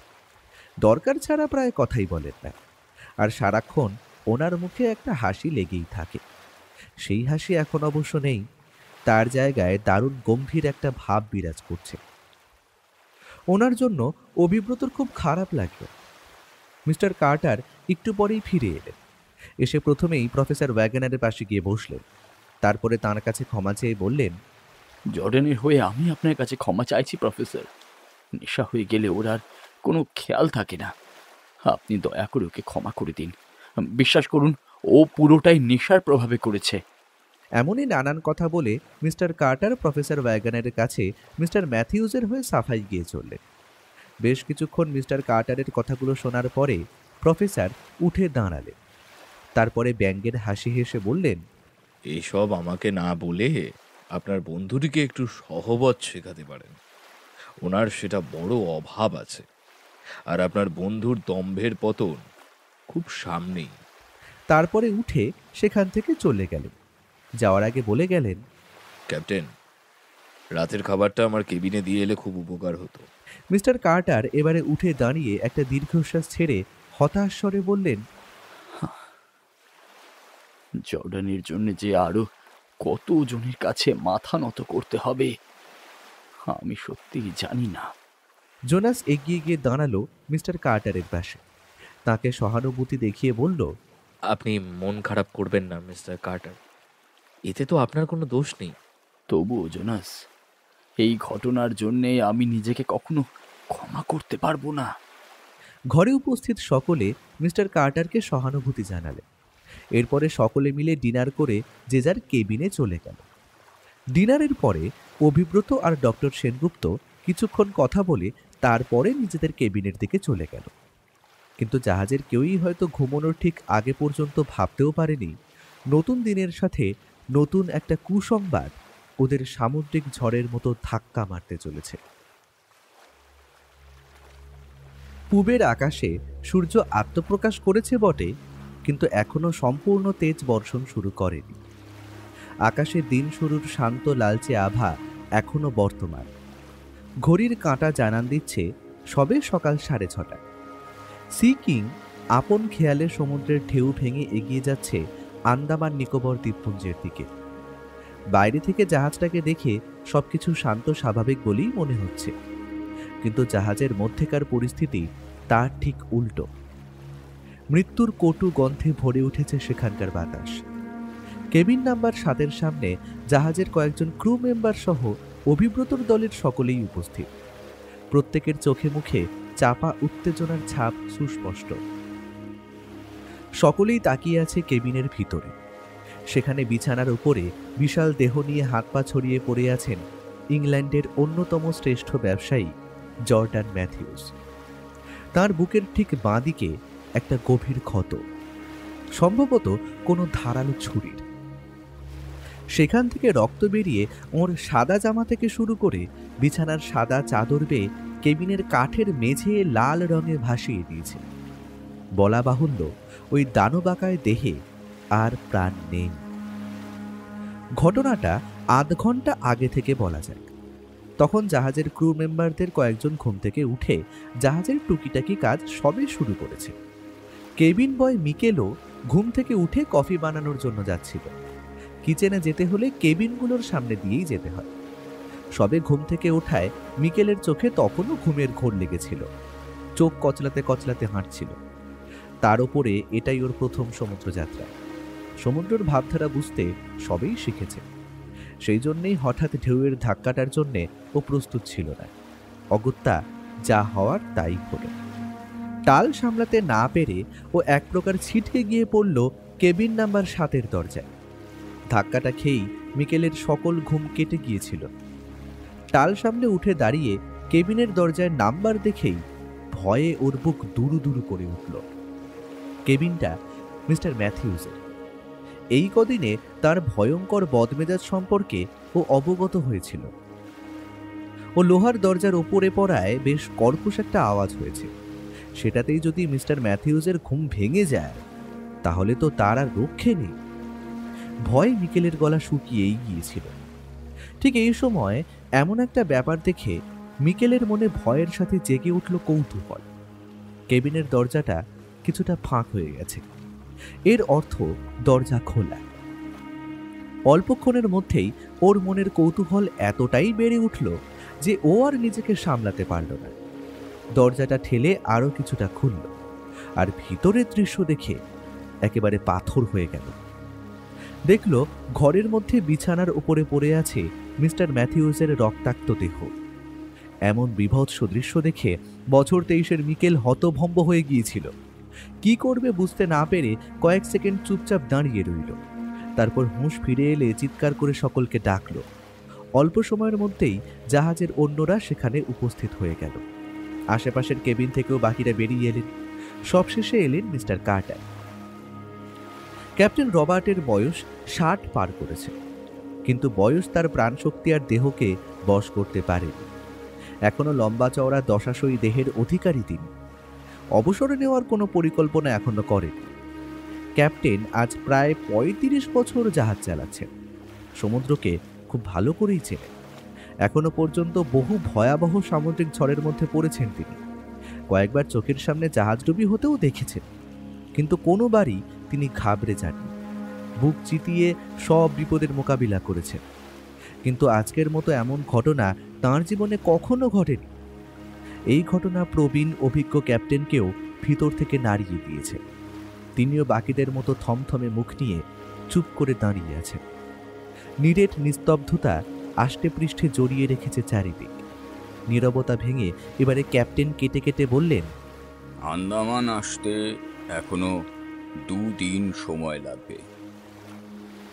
এখন এই দেহটা নিয়ে কি করা যায় সে বিষয়ে কারোর মাথায় কিছু আসছে? মিস্টার কার্টার দারুণ ভেঙে পড়েছেন।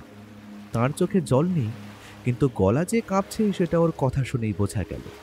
উনি বললেন, এই সময় আপনি এই সব ভাবছেন ক্যাপ্টেন? জর্ডানকে কে খুন করেছে সেটা আগে জানা উচিত। খুনি নিশ্চয়ই এই জাহাজেই আছে। আমি তাকে খুঁজে বের করবই। খুনিকে তো খুঁজে বের করতেই হবে, কিন্তু তার জন্য তো আমাদের ডাঙায় নামতে হবে, পুলিশকে সব জানাতে হবে। এখন আপাতত আপনি একটু শান্ত হন। কি করে শান্ত হব বলতে পারেন ডক্টর? জর্ডান আমার সবচেয়ে কাছের বন্ধু ছিল। আমরা বুঝতে পারছি, কিন্তু ডক্টর সেনগুপ্ত আরও কিছু বলতে যাচ্ছিলেন, কিন্তু বলতে পারলেন না। তার কারণ জাহাজের এক যাত্রী ব্র্যান্ডাম স্টিফেনসনের আগমন। বছর 36-এর লম্বা চওড়া এই ব্রিটিশ ভদ্রলোক অভিযাত্রী দলের কেউই নয়। ইনিও মেডেন শহরে যাবেন, কিন্তু ঠিক সময় জাহাজে উঠতে পারেনি। পরে ক্যাপ্টেন রবার্টের কথা জানতে পেরে তাকে বলে কয়ে এই জাহাজে যাচ্ছেন। ব্যক্তি নিজের নামটুকু ছাড়া আর কিছুই বলেন, কথাবার্তাও তেমন কিছু এখনো বলেন। ভদ্রলোক দলের কেউ নয় বলে তাকে নিয়ে আর কেউ তেমন আগ্রহও দেখায়।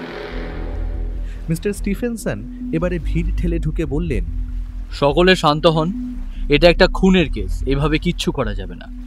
এরপরে তার ওভারকোটের পকেট থেকে একটা আই কার্ড বের করে বললেন, আমি স্কটল্যান্ড ইয়ার্ডের একজন গোয়েন্দা, আমাকে ব্যাপারটা দেখতে দিন। সকলকে অবাক করার জন্য শেষ কথাগুলোই যথেষ্ট। ক্যাপ্টেন রবার্ট তড়িঘড়ি তার হাত থেকে কার্ডটা নিয়ে দেখলেন। কার্ডের মাঝে স্কটল্যান্ড ইয়ার্ডের লোগো, আর অফিসারের নামের জায়গায় লেখা আছে ডিটেকটিভ ফ্রান্সিস ডয়েল। অর্থাৎ এটাই এই ভদ্রলোকের আসল নাম। ক্যাপ্টেন রবার্ট কেটে কেটে বললেন, কিন্তু আপনি... তাকে কথা শেষ করতে না দিয়ে গোয়েন্দা ডয়েল বললেন, আমি কাজের জন্য মেডানে যাচ্ছিলাম, কিন্তু এমন একটা ঘটনা ঘটবে তা ভাবিনি। এখন আমাকে একটু বডিটা চেক করতে দিন। প্রায় 30 মিনিট ধরে মিস্টার ম্যাথিউসের মৃতদেহ আর পুরো কেবিনটা খুঁটিয়ে খুঁটিয়ে পরীক্ষা করে গোয়েন্দা ডয়েল বেরিয়ে আদেশ দিলেন দেহ ভালো করে মুড়ে কেবিনবদ্ধ করে রাখা হোক। আন্দামান এলে সেখানে দেহ নামানো হবে, তারপরে বাদবাকি কাজ করা হবে। তারপরে বললেন, এখন চলুন, এই জাহাজে উপস্থিত প্রত্যেকের সাথে আমি কথা বলতে চাই। এতক্ষণ সকলেই চুপচাপ ছিল, কিন্তু এবারে প্রতিবাদ করল মিস মার্থা গ্রিন। এনার বয়স জোনাসের মতোই হবে, ম্যানচেস্টারের বাসিন্দা। ভদ্রমহিলা বর্তমানে বিশ্বের শ্রেষ্ঠ সংবাদপত্রের চিফ এডিটর, সেই সাথে অপার সৌন্দর্য এবং ঐশ্বর্যের মালকিন। এমন একটা দুঃসাহসিক অ্যাডভেঞ্চারের খবর পেয়ে নিজেকে আর আটকে রাখতে পারেন। এমন একটা অভিযানের বিস্তারিত বিবরণ যদি কাগজে বের হয়, তাহলে সেটা যে সাড়া ফেলে দেবে সে বিষয়ে ওর কোনো সন্দেহ নেই। তাই নিজে জোনাস আর ডক্টর সেনগুপ্তর সাথে যোগাযোগ করে এই অভিযানে ওদের সঙ্গী হয়েছে। ও প্রতিবাদী সুরে বলল, মিস্টার ডিটেকটিভ, আমরা সকলেই বুঝতে পারছি যে এটা একটা খুনের ব্যাপার, কিন্তু তাতে আমরা কি করতে পারি? গোয়েন্দা মশাই এতটুকুও বিচলিত না হয়ে বললেন, আপনারা কি করতে পারেন আর পারেন না সেটা জানার জন্যই তো আপনাদের সঙ্গে কথা বলতে চাইছি। তার মানে আপনি কি আমাদেরই সন্দেহ করছেন? সেটাই তো আমার কাজ মিস্টার ডার্সি। তাছাড়া এই কুলকিনারাহীন সমুদ্রের মাঝে একটা জাহাজে বাইরে থেকে এসে খুন করে যাবে, না না না, সেটা তো সম্ভব নয়, তাই না? খুনি এই জাহাজেই আছে। আর তাকে খুঁজে বের করে যথাযথ শাস্তি দেওয়া আমার কর্তব্য। এমনিতেও মিস্টার ম্যাথিউজ ইংল্যান্ডের একজন নামী ব্যবসায়ী। ব্যাপারটা জানাজানি হওয়ার পর এমনিতেও আপনাদের 1000 বার জবাবদিহি করতে হবে। তার থেকে এখন আমাকে সাহায্য করাটাই ভালো নয় কি? আমি ওনার সাথে একদম সহমত। মিস্টার ম্যাথিউস আমাদের দলেরই একজন ছিলেন। তার এমন রহস্যময় মৃত্যুর সত্য উদ্ঘাটন হওয়াটা ভীষণই প্রয়োজন। ক্যাপ্টেন রবার্ট ও মিস্টার কার্টারও ডক্টর সেনগুপ্তর কথায় সায় দিলেন। প্রফেসর ওয়াগনার প্রশ্ন করলেন, তাহলে আমাদের অভিযানটা কি আপাতত বন্ধ থাকবে? আগে আপনাদের সঙ্গে কথা বলি, আন্দামানে পৌঁছে মিস্টার ম্যাথিউসের বডির একটা ব্যবস্থা করি, তারপর না হয় ওই বিষয়ে আলোচনা করা যাবে। আর ক্যাপ্টেন, এই কেবিনটা আপাতত তালাবন্ধ থাকবে, চাবি থাকবে আমার কাছে। আমি ছাড়া আর কেউ এই কেবিনে আপাতত প্রবেশ করতে পারবেন না। আর কেউ কিচ্ছু বলল না। গোয়েন্দা ডয়েল একটা ঘরে একজন একজন করে জেরার কাজ শুরু করলেন। অভিব্রতর ডাক পড়ল সব শেষে। ও কেবিনে গিয়ে গোয়েন্দা ডয়েলের মুখোমুখি বসল। ডয়েল জেরা শুরু করলেন। আপনার পুরো নাম আর নিবাস বলুন। আমার নাম অভিব্রত মজুমদার, নিবাস কলকাতায়। আপনি মিস্টার ম্যাথিউসকে কতদিন চেনেন? আগেও নাকি চিনতাম না, এই অভিযানের সুবাদেই চিনেছি। ওকে, ভদ্রলোক সম্পর্কে আপনার ধারণা? অর্থবান আর ব্যক্তিত্বপূর্ণ হলেও স্বভাবে উনি অত্যন্ত অভদ্র ছিলেন। টাকার গরম আর দম্ভে সর্বদা ফুলে থাকতেন। এমন মানুষকে ভদ্রলোক বলা চলে কিনা সে বিষয়ে আমার সংশয় আছে। আচ্ছা, গতকাল আপনার সাথেও নাকি ওনার ঝামেলা হয়েছিল? আগে হ্যাঁ, ঝামেলাটা উনি শুরু করেছিলেন, আমি শুধু প্রত্যুত্তর দিয়েছিলাম। ঠিক কখন হয় ঝামেলাটা? গতকাল সন্ধে হওয়ার ঠিক আগে। কী কারণে হয়েছিল ঝামেলাটা? সমুদ্রযাত্রা করলে সূর্যোদয় ও সূর্যাস্ত দেখতে আমার দারুণ লাগে। গতকালও আমি যথারীতি ডেকের উপরে বসে সূর্যাস্ত দেখছিলাম। মিস্টার ম্যাথিউস হঠাৎই আসেন। সমুদ্রযাত্রা আমার কেমন লাগছে সেটা জানতে চান। আমি হেসেই জানিয়েছিলাম খুব ভালো লাগছে। এরপরে হঠাৎই উনি আমাকে ব্যঙ্গ করে নানান কথা বলতে শুরু করলেন। মিস্টার ম্যাথিউসের মতো মানুষ আমার এমনি অপছন্দের, তাই শুরু থেকেই আমি ওনাকে একটু এড়িয়ে চলছিলাম।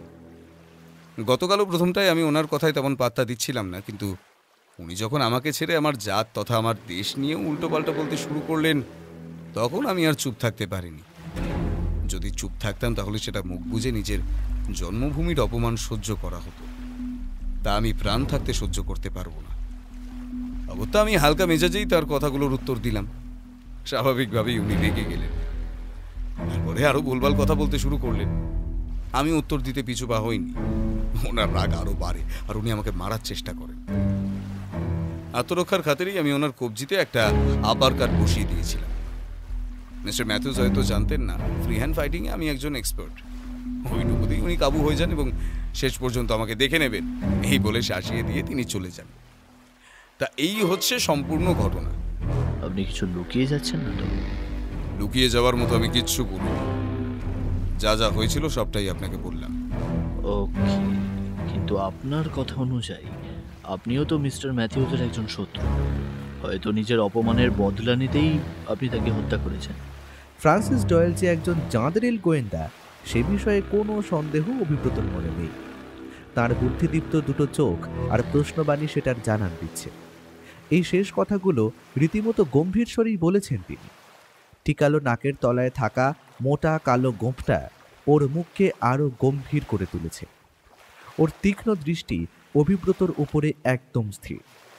এসব অভিব্রতর চোখ এড়ায়নি। হতে পারে ও পেশাদার গোয়েন্দা নয়, কিন্তু ওর বুদ্ধি বা পর্যবেক্ষণ ক্ষমতা কোনো গোয়েন্দার থেকে কম কিছু নয়। স্নায়ুর উপরে আয়ত্তও তেমনই। সচরাচর ও ঘাবড়ায় না। বিশেষত এই রকম সময় ওর স্নায়ু যেন আরও শান্ত হয়ে যায়, মাথা আরও বেশি খেলে। ও যথারীতি অল্প হেসে শান্তস্বরেই বলল, তা আপনি ভাবতেই পারেন এতে অযৌক্তিক কিছু নেই। এর মানে আপনি স্বীকার করছেন? আমি বললাম আপনি ভাবতেই পারেন। এমনিতেও আমি ভারতীয় বাঙালি ছেলে, এতজন ব্রিটিশের মাঝে আমার উপরেই যে আপনার সন্দেহ দৃষ্টি আগে পড়বে সেটা আমি খুব ভালো করেই জানি। তবে একটা কথা আপনাকে বলতে পারি, অবশ্যই যদি বিশ্বাস করেন। বলুন। আমরা ভারতীয়রা যুদ্ধে যেমন অনায়াসে শত্রুর মুণ্ডপাত করতে পারি, ঠিক তেমনই নিরপরাধ বা দুর্বল মানুষের সঙ্গে যুদ্ধ করি না। আর মিস্টার ম্যাথিউসের দানবাকায় দেহ হলেও আমার সামনে তিনি অনেকটাই দুর্বল ছিলেন, তাই ওনাকে ওই শিক্ষাটুকু দিয়েই ছেড়ে দিয়েছিলাম। আর ওনাকে যদি সত্যি খুন করতাম তাহলে লুকিয়ে নয়, সকলের সামনেই করতাম। হ্যাঁ, তাতে আমার খুব বেশি সময় লাগতো না। আপনি মনে হয় আমাকে ঠিক করে চেনেন না। আন্দামানে নেমে সেখান থেকে বেতার মাধ্যমে আপনাদের কলকাতার ব্রাঞ্চের সঙ্গে যোগাযোগ করে আমার সম্পর্কে খবর নিতেই পারেন। এবারে দুইজনেই দুজনের দিকে চুপচাপ কিছুক্ষণ স্থির দৃষ্টিতে চেয়ে রইল। অবশেষে নীরবতা ভেঙে অভিব্রত বলল, আশা করি আমার কাছ থেকে আপনার আর কিছু জানার নেই। আমি তাহলে উঠি। আরে দাঁড়ান দাঁড়ান, এখনো কয়েকটা প্রশ্ন বাকি আছে। তার আগে আপনাকে কটা কথা বলে রাখি। আন্দামানে নেমে এই জাহাজে উপস্থিত সকলের সম্পর্কেই আমি খোঁজ খবর নেব, আপনিও বাদ করবেন না। আর আপনি ভারতীয় নাকি জার্মান নাকি ফ্রেঞ্চ সে বিষয়ে আমার কোনো মাথা ব্যথা নেই। আপনি কতজন ব্রিটিশকে দেখেছেন তো আমি জানি না, তবে আমি যুক্তি ছাড়া কিছুই বিচার করি না। যুক্তি অঙ্কের শেষে যে অপরাধী নির্বাচিত হয় তাকেই শাস্তি দিই, তা অপরাধী যে ধর্ম বা জাতেরই হোক না কেন। আপনিও আমার সম্পর্কে ঠিক করে জানেন না বলেই এই কথাগুলো বললেন হয়তো। এদিকে চেনা জানা কেউ থাকলে তার কাছে একটু জেনে নেবেন আমার সম্পর্কে, কেমন? শুনে ভালো লাগলো। এবারে বলুন আপনি আর কি কি জানতে চান। আপনার কেবিনটা কোথায়? আমার কেবিন জাহাজের অন্যদিকে। গতকাল রাতে আপনি কোথায় ছিলেন? সন্ধ্যাবেলা কফি আর স্ন্যাক্স খাওয়ার পরে আমার কেবিনে চলে গিয়েছিলাম। এরপরে ঘন্টাখানেক একটা ডায়েরি পড়েছি। কি ডায়েরি? জোনাস ডার্সির পূর্বপুরুষ অগাস্টাস ডার্সির একটা ডায়েরি। ওকে, তারপর বলে যান। রাত 9টা নাগাদ হঠাৎ একটা ঝামেলার শব্দ শুনে ডায়েরি পড়া থামিয়ে খাওয়ার ঘরে যায়। সেখানে গিয়ে দেখলাম মিস্টার ম্যাথিউস মাতাল হয়ে খুব গালাগালি করছেন। পরে উপস্থিত বাকিদের জিজ্ঞাসা করে জানলাম মিস্টার ম্যাথিউস প্রফেসর ওয়াগনারকে উল্টো পাল্টা বলছিলেন, তাও কোনো কারণ ছাড়া। এরপরে মিস্টার কার্টার ওনাকে জোর করে নিয়ে চলে গেলেন। এই ঘটনার কিছুক্ষণ পরে আমরা ডিনার সেরে নিয়ে যে যার কেবিনে চলে যাই। মিস্টার ম্যাথিউসের অবস্থা খুবই খারাপ ছিল, উনি ঠিক করে দাঁড়াতেও পারছিলেন না। মিস্টার কার্টার এসে বলেছিলেন মিস্টার ম্যাথিউস কিচ্ছু খাবেন না, আর প্রফেসর ওয়াগনারের মনের অবস্থা ভালো ছিল না, তাই উনি নিজের কেবিনেই ডিনার করছিলেন। কেবিনে গিয়ে আমি রাত প্রায় 1:30টা পর্যন্ত অগাস্টাস ডার্সির ডায়েরির বাকি অংশটুকু পড়ি, তারপরে ঘুমিয়ে পড়েছিলাম। আমি আর কিছু জানি না। অর্থাৎ খুনের সময় আপনি আপনার কেবিনেই ছিলেন? খুনের সময় কখন তা আমি জানি না। মিস্টার ম্যাথিউসের বুকে ও কেবিনের মেঝেতে জমাট বেঁধে থাকা রক্ত ও দেহ পরীক্ষা করার পর আমার ধারণা খুনটা ওই রাত 2টো থেকে 2:30টার মধ্যে হয়েছে। ওই সময় আমি নিজের কেবিনে ঘুমোচ্ছিলাম। প্রফেসর ওয়াগনারের সঙ্গে মিস্টার ম্যাথিউসের ঝামেলাটা কেন হয়েছিল সেটা আমি ঠিক জানি না। আমি সেখানে গিয়েছিলাম ঝামেলার শেষের দিকে, অন্যরা জানতে পারেন। ওকে, শেষ প্রশ্ন। এই জাহাজে উপস্থিত কে মিস্টার ম্যাথিউসকে খুন করতে পারে বলে আপনার মনে হয়? এটা আমার পক্ষে বলা সম্ভব না। ঠিক আছে, আপনি আসতে পারেন। আশা করছি আপনি এই রহস্যের সমাধান তাড়াতাড়ি করে ফেলবেন, কারণ আপনার এই রহস্য সমাধান করার উপরেই নির্ভর করছে আমাদের অভিযান পুনরায় শুরু করা। কথা শেষ করে অভিব্রত কেবিন থেকে বেরিয়ে গেল। ডয়েল 2 হাত এক জায়গায় করে তার উপরে থুতনি রেখে ভাবনার রাজ্যে ডুব দিলেন। কেবিনের মধ্যে সমুদ্রের ঢেউ ভাঙার শব্দ ছাড়া এখন আর কোনো শব্দ নেই।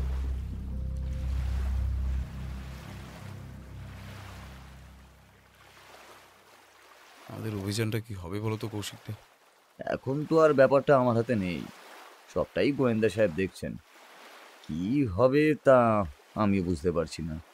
তুমি একবার ওনার সঙ্গে কথা বলো না। সেটাই ভাবছি, এমনভাবে দিন কেটে গেলে মোটেই হবে না।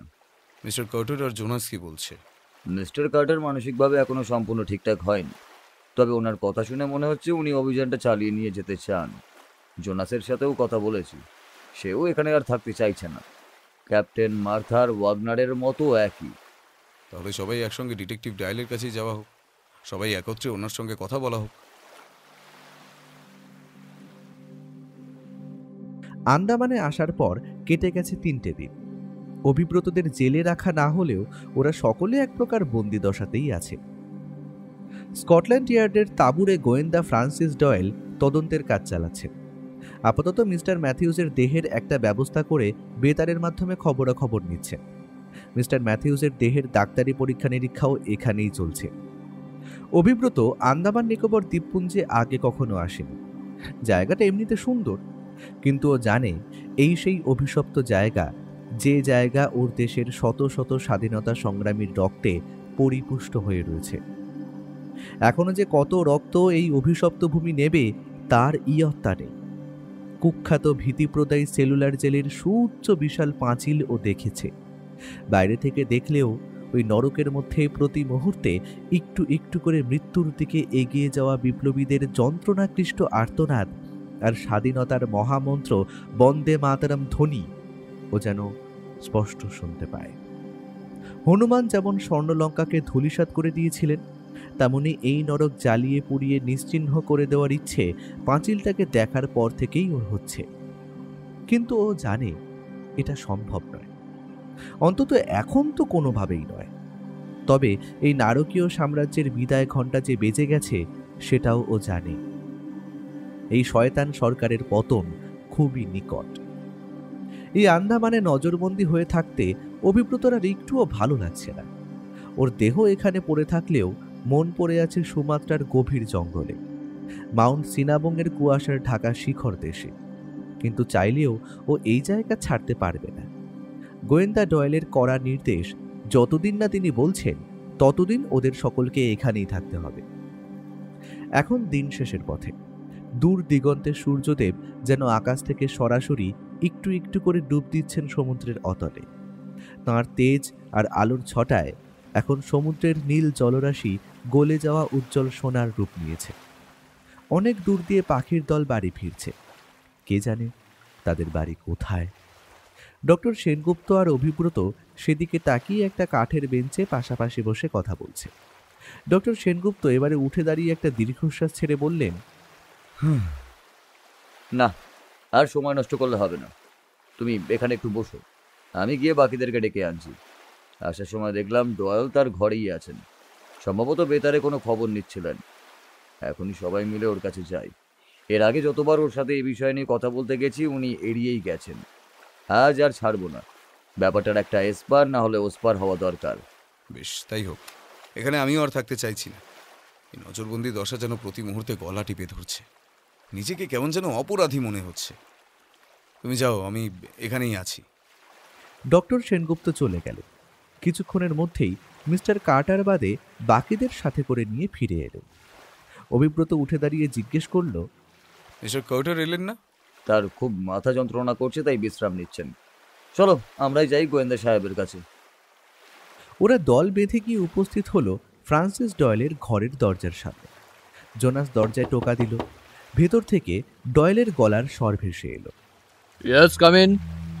ঘরের দরজা খুলে দেখা গেল বেশ বড় একটা টেবিলের উপরে ছড়িয়ে ছিটিয়ে পড়ে আছে অসংখ্য কাগজ, আর সেগুলোর ওপরে ডয়েল ঝুঁকে পড়ে কি সব দেখছেন। অভিপ্রতারা ঘরে ঢুকলে ডয়েল মুখ তুললেন। তার মুখের ভাবি বলে দিচ্ছে চরম ব্যস্ততার মধ্যে ওদের দলবদ্ধ আগমনে উনি রীতিমতো বিরক্তি অনুভব করছেন। বিরক্তিটা যা হোক করে দমন করে উনি বললেন, হ্যাঁ বলুন। কথা শুরু করলেন ডক্টর সেনগুপ্ত। বেশ ঝাঁঝালো স্বরেই বললেন, আমাদের আর এখানে কতদিন থাকতে হবে সেটা ঠিক করে বলুন তো। সেটা এখনই বলা আমার পক্ষে কঠিন, তদন্ত চলছে।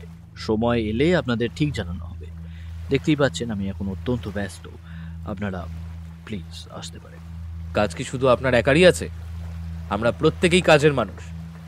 তদন্ত কেমন এগোচ্ছে সেটা তো আমরা জানতেই পাচ্ছি না, কিন্তু এদিকে আমাদের সব কাজ আপনার জন্য পিছিয়ে যাচ্ছে। আজ এবং এক্ষুনি আপনাকে বলতে হবে আমাদের এই বন্দি দশা আর কতদিন চলবে। ডয়েল বুঝলেন আর তিনি এড়িয়ে যেতে পারবেন না।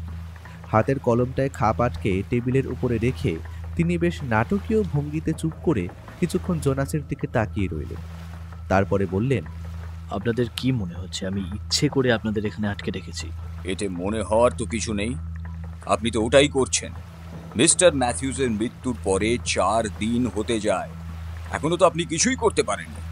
এদিকে আমাদের ফালতু আটকে রেখেছেন। নয় আজকের মধ্যে অপরাধীকে শনাক্ত করুন, আর নইলে কাল সকালেই আমাদের ছেড়ে দিন। আমাদের অভিযানটাও তো আটকে রয়েছে আপনার জন্য, সেটাও তো একটা দরকারি বিষয়। আপনাদের দলেরই একজন খুন হয়েছে, মিস মার্থা। সেটার থেকে আপনাদের অভিযানটাই বুঝি বেশি বড় হলো। আমরা সকলেই এই অভিযানটা সম্পূর্ণ করতে চাই। মিস্টার কার্টারও আমাদের সাথে একমত। মিস্টার কার্টার, আপনিও এই একই কথা বলছেন? আগে হ্যাঁ, আপনি চাইলে তাকে জিজ্ঞাসা করতেই পারেন। ডয়েল আরো কিছুক্ষণ চুপচাপ বসে রইলেন। বাকিদের দৃষ্টি ওনার ওপরে স্থির। কয়েক সেকেন্ড পরে একটা দীর্ঘশ্বাস ছেড়ে উনি বললেন, বেশ, আপনারা আপাতত যে যার ঘরে চলে যান, আমাকে একটু ভাবতে দিন। শুধু তাই নয়, আমায় আমার সিনিয়রদের সঙ্গেও কথা বলতে হবে। সে আপনি যা ইচ্ছে করুন, যার সাথে ইচ্ছে কথা বলুন। আগামীকাল সকালের মধ্যে আমরা আপনার সিদ্ধান্তটা জানতে চাই, অন্যথা আমাদের অন্য পথ দেখতে হবে। ওরা ঘর থেকে বেরিয়ে গেল। ডয়েল চুপ করে বসেই রইল। ওর কপালে এখন পরপর বেশ কয়েকটা গভীর ভাঁজ। বাইরে এসে ক্যাপ্টেন বললেন, আশা করছি এতেই কাজ হবে। আর যদি না হয়? কথা মতো অন্য পথ নিতে হবে আমাদের। যেমন? আমারও চেনা জানাটা নেহাত কম নয়। কিন্তু এরা তো আমাদের কারোর সঙ্গে যোগাযোগ করতে দিচ্ছে না। সে তখন দেখা যাবে। তবে আমিও ক্যাপ্টেনের সাথে একমত। মনে হচ্ছে এই কথাতেই কাজ হয়ে যাবে। কাজ হলেই ভালো।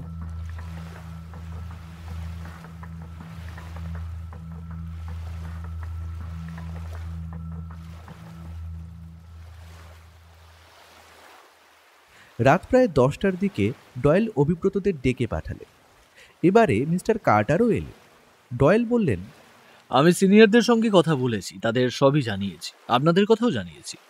তারা জানিয়েছেন যেহেতু আপনাদের কারোর বিরুদ্ধেই আমার হাতে তেমন কোনো তথ্য নেই, তাই আপনারা চাইলে আপনাদের অভিযান আবার শুরু করতে পারেন। কথাটা শোনা মাত্র অভিব্রতর মন নেচে উঠল। বাকিদের চোখ মুখ উজ্জ্বল হয়ে উঠল। ডয়েল কিন্তু এখানেই থামলেন না, যোগ করলেন, কিন্তু তারা আরেকটাও সিদ্ধান্ত নিয়েছেন। যেহেতু এখনো অপরাধীকে খুঁজে পাওয়া যায়নি আর তদন্তও শেষ হয়নি, তাই আমিও আপনাদের সঙ্গেই থাকব। এতে আপনাদের সমস্যা থাকলেও আমার কিচ্ছু করার নেই। আপনারা যদি অভিযান চালাতে চান তাহলে আমাকে আপনাদের সাথে নিতেই হবে। আরে না না, এতে আমাদের কোনো সমস্যাই নেই, আপনি আমাদের সাথে যেতেই পারেন। তারপরে বাকিদের দিকে তাকালেন। মিস্টার কার্টার আর ক্যাপ্টেন এবারে প্রায় একসাথেই জানালেন, না না না, কোনো সমস্যা নেই। বাকিরাও জানিয়ে দিল কারো কোনো সমস্যা নেই। প্রফেসর ওয়াগনার বললেন, তাহলে কালই আমরা বেরিয়ে পড়তে পারি। অভিযানের জন্য কিছু রসদ আর কিছু দরকারি জিনিস দরকার, সেইগুলো জোগাড় করে নিলেই বেরিয়ে পড়া যাবে। বেশ, আপনি আমার সঙ্গেই আসুন ক্যাপ্টেন। যা যা লাগবে তার একটা তালিকা বানিয়ে দিন, আমি কাল বেলার মধ্যেই সব ব্যবস্থা করে দিচ্ছি। অসংখ্য ধন্যবাদ, চলুন। ওরা দুজনে চলে গেলে ডক্টর সেনগুপ্ত রীতিমতো উচ্ছ্বসিত স্বরে বললেন, অবশেষে আমরা মুক্ত, অভিযানটাও এবারে করা যাবে। ওহ, বাঁচা গেল। স্বাভাবিকভাবেই বাকিরাও ডক্টরের সাথে গলা মেলালো। কিন্তু জোনাস চিন্তিত স্বরে বলল, কিন্তু আমার ব্যাপারটা ঠিকঠাক লাগছে না। অভিব্রতর সাথে জোনাসের বেশ ভালোই বন্ধুত্ব হয়ে গেছে। ওদের মধ্যেকার আপনি আজ্ঞেটাও তুমিতে চলে এসেছে। ও জিজ্ঞেস করল, তোমার এমন মনে হওয়ার কারণ? দেখো, আমরা যদি নিরপরাধী হই তাহলে ডয়েল আমাদের সাথে কেন যাচ্ছেন? উনি কি আমাদের উপরে নজর রাখতে চাচ্ছেন? যদি তাই হয় তাহলে কেন? না না না না না, আমার মোটেও ঠিক লাগছে না। তোমার কথাটা আমি বুঝতে পারছি, এটা আমিও ভেবেছি, কিন্তু ওনার কথা তো শুনলে। অভিযানটা চালাতে হলে আমাদের কাছে আর কোনো উপায়ও তো নেই। সেটা আমি জানি, কিন্তু আর কথা বাড়িয়ে কাজ নেই, সুযোগ যখন পাওয়া গেছে তখন সেটাকে কাজে লাগানোই ভালো। জোনাসের মুখ দেখেই বোঝা গেল সে ঠিক সন্তুষ্ট নয়, কিন্তু সকলের বিরুদ্ধে গিয়ে আর কিছু বলল না। অভিব্রতর যদিও এসব দিকে আর কোনো খেয়ালই নেই। ওর গায়ে আবার কাঁটা দিতে শুরু করেছে, হৃদস্পন্দন বাড়তে শুরু করেছে। সমুদ্রের ঢেউ ভাঙার শব্দগুলোকে ওর মনে হচ্ছে মাউন্ট সিনাবংয়ের বিস্ফোরণের শব্দ। সুমাত্রার সবুজ নিশ্ছিদ্র জঙ্গলের আদিম অকৃত্রিম গন্ধটাও যেন ও আবার পাচ্ছে। কথা মতো অভিযান শুরু হলো। ডয়েল যথারীতি ওদের সাথেই চললেন, কিন্তু এবারে আর কেউ খুনটা নিয়ে কোনো কথা বলল না।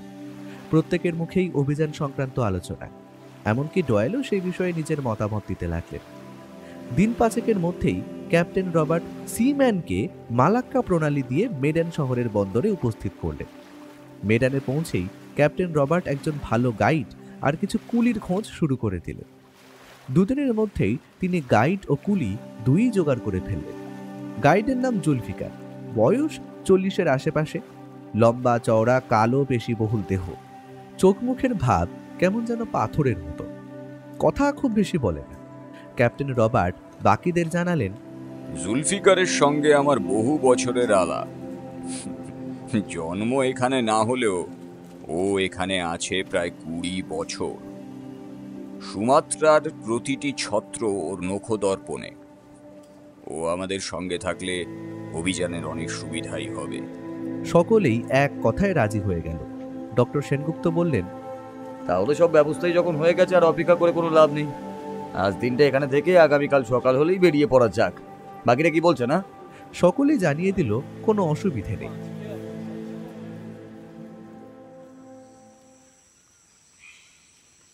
জঙ্গলে ঠিক ওই জায়গাটা যেতে আমাদের আর ঠিক কত সময় লাগবে জুলফিকার?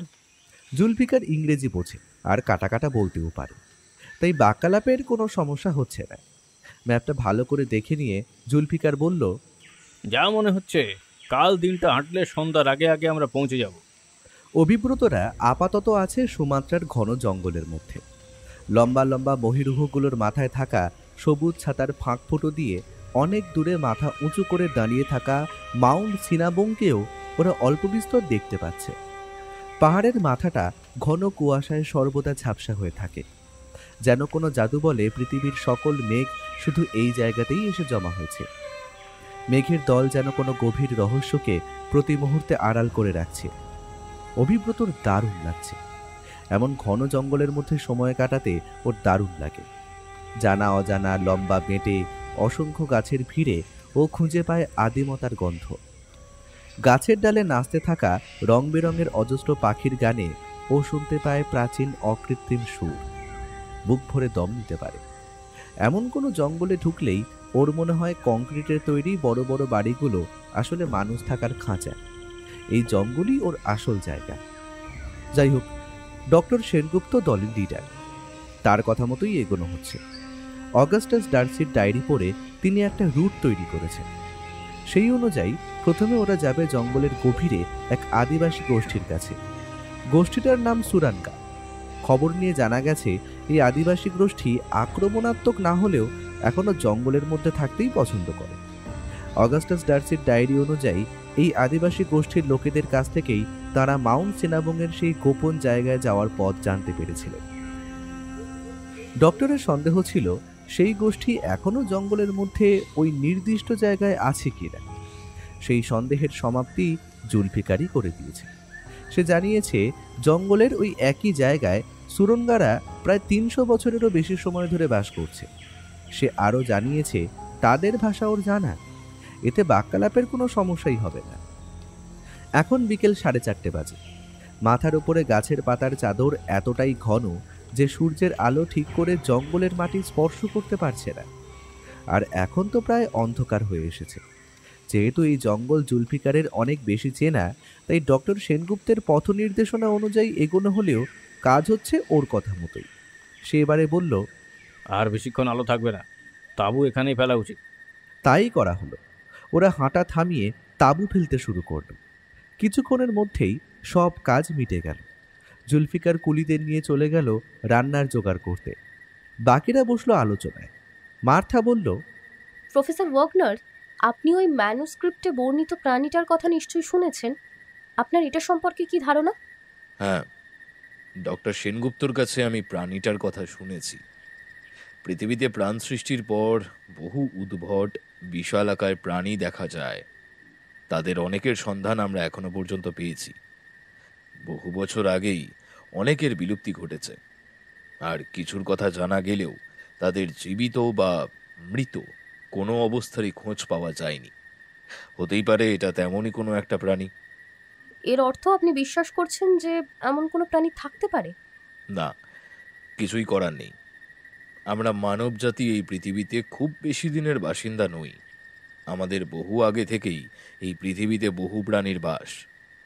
তাদের সকলকে তো আমরা এখনো চিনে উঠতে পারিনি। আর একটা ব্যাপারও মনে রাখতে হবে, এই সকল বিভিন্ন উপকথা, লোককথায়, পুরাণে বর্তিত প্রাণীদের একেবারে মন গড়া ভেবে নেওয়ার কোনো মানে হয় না।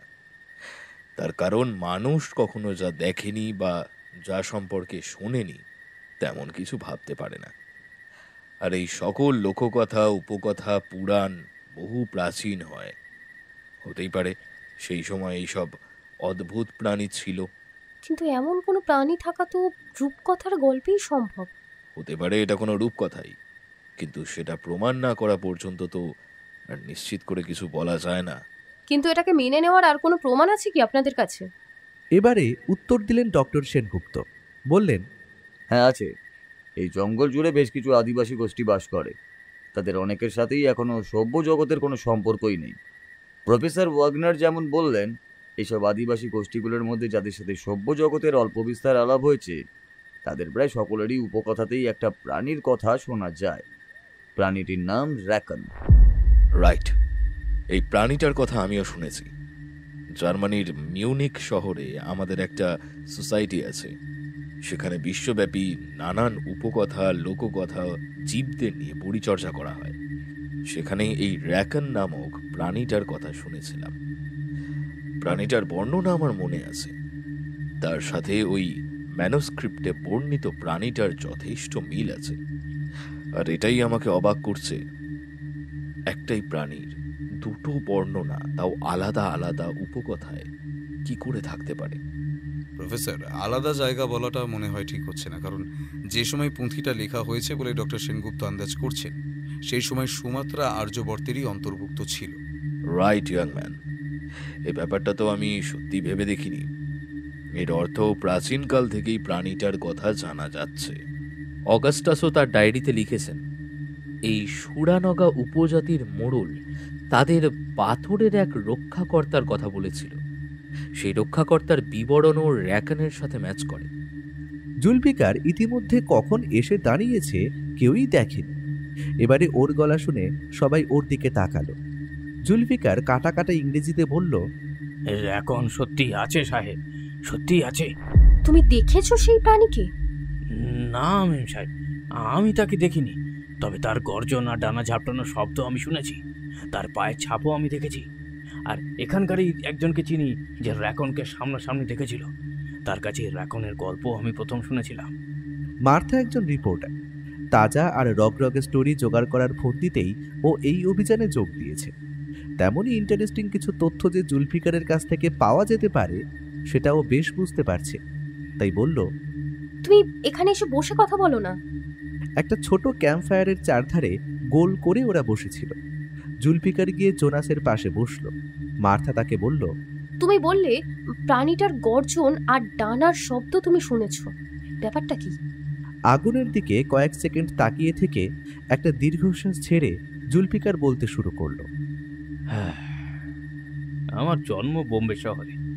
অনেক ছোটবেলাতেই আমার বাপ মা মারা গেছে, তাই কোনো পিছুটান আমার ছিল না। ডকে একটা কাজ জুটিয়েছিলাম। সেখানে কাজ করতে করতেই একটা মালবাহী জাহাজের ক্যাপ্টেনের সাথে খুব খাতির হয়ে গিয়েছিল। সে জলপথে সারা পৃথিবী ঘুরত। একদিন পুরনো কাজ ছেড়ে তাকে জানালাম তার জাহাজেই আমাকে একটা বড় কাজ দিতে হবে। তখন আমার 18 বছর বয়স। ক্যাপ্টেন ভালো মানুষ ছিল, এক কথায় আমাকে কাজে নিয়ে নিলেন। তার সাথেই আমি প্রথম সমুদ্রে ভাসি। বছর দুয়েক কাজ করার পর হঠাৎই একদিন ক্যাপ্টেন মারা যায়। আমার কাজ গেল। কিন্তু ততদিনে আমি জাহাজের অনেক কিছুই কাজ শিখে নিয়েছিলাম। ক্যাপ্টেন আমাকে অল্প স্বল্প জাহাজ চালাতেও শিখিয়েছিলেন। চাইলে অনায়াসেই অন্য কোনো জাহাজে কাজ নিতে পারতাম, কিন্তু নিলাম না। নিজের কপালকে যাচাই করার ইচ্ছা হলো। চলে এলাম এখানে। প্রথম 5 বছর গোটা সুমাত্রার নানান জায়গায় থেকে নানান কাজ করেছি। তারপরে এই গাইডের কাজ শুরু করি। সেটা এখনো চলছে। যে ঘটনার কথা বলছি সেটা প্রায় বছর 12 আগের কথা হবে। তখন আমি থাকতাম পশ্চিম সুমাত্রায়। একদিন আপনাদেরই মতো একটা দল আমার সাথে যোগাযোগ করলো। তারা ছিল বিজ্ঞানী। দলটা অবশ্য আপনাদের মতো এত বড় ছিল না। আমি, জনা দুয়েক কুলি আর ওই 3 জন বিজ্ঞানী, এই ছিল দল।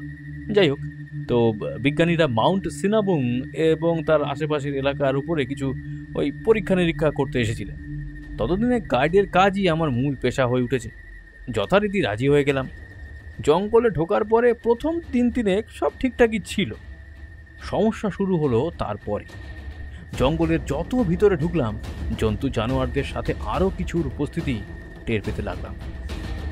একদিন সন্ধ্যার সময় এখানকার মতোই আমি 2 জন কুলিকে নিয়ে রান্নার কাজ করছিলাম, আর বিজ্ঞানী সাহেব 3 জন আপনাদের মতোই বসে আলোচনা করছিলেন।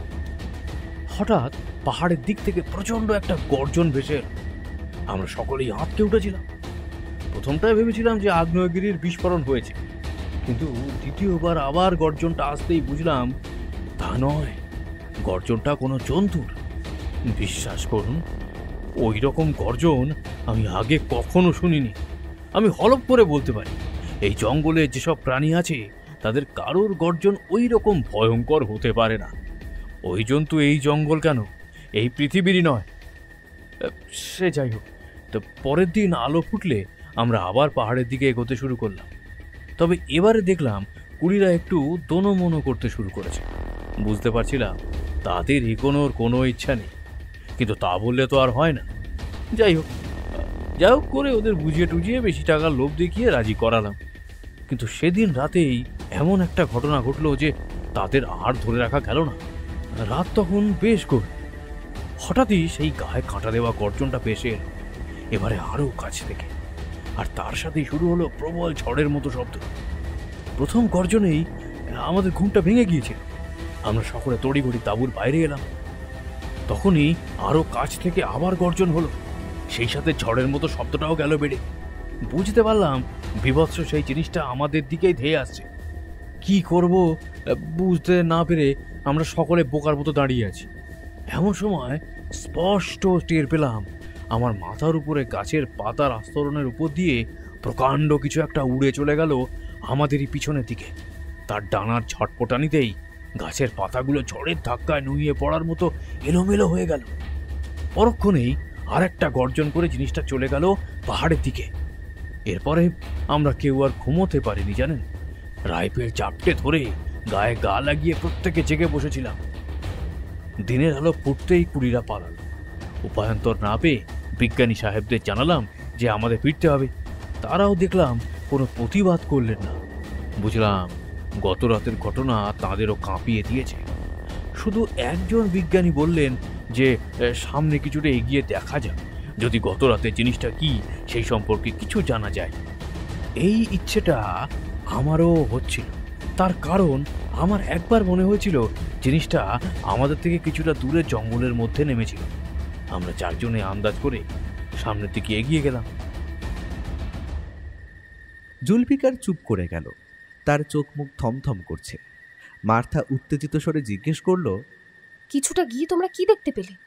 কিছুটা এগোতেই দেখতে পেলাম সেখানকার বিশাল বিশাল গাছ, বড় বড় বাঁশঝাড়, সব কিছু ভেঙে চুরে তছনছ হয়ে গেছে।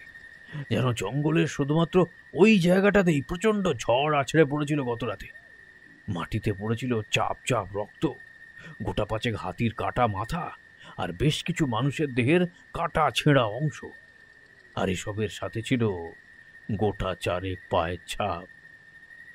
অত বড় পায়ের ছাপ আমি কোনোদিনও দেখিনি।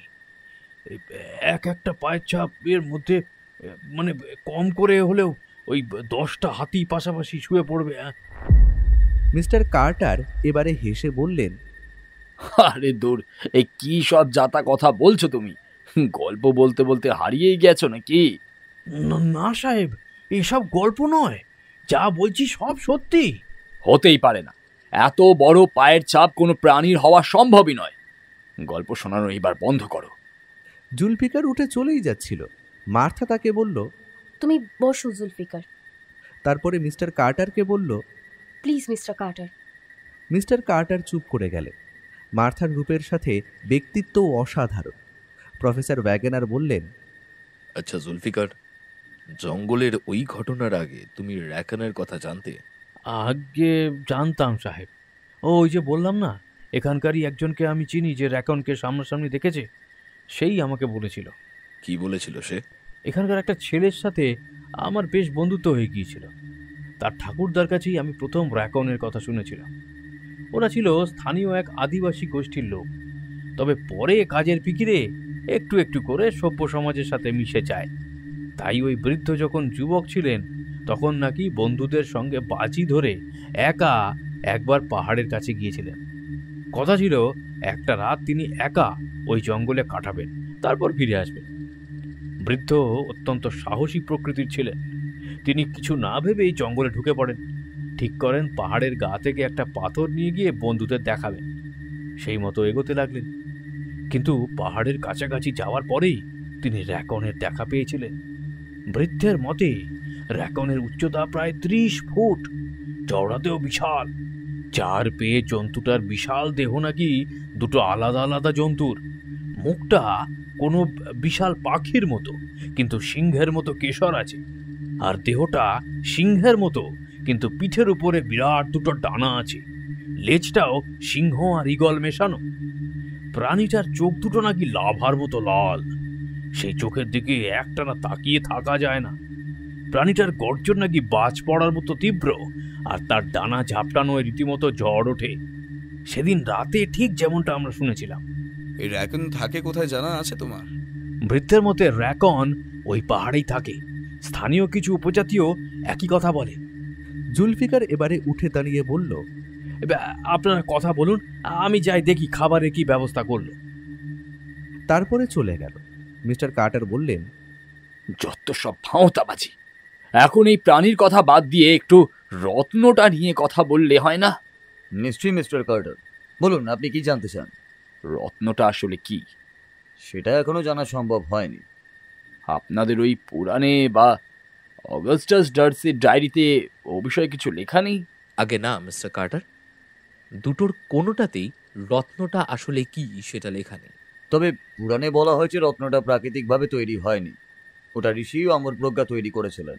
কিন্তু অত প্রাচীন সময়ে একটা পাথর তৈরি করার মতো উন্নতি কি মানুষের হয়েছিল?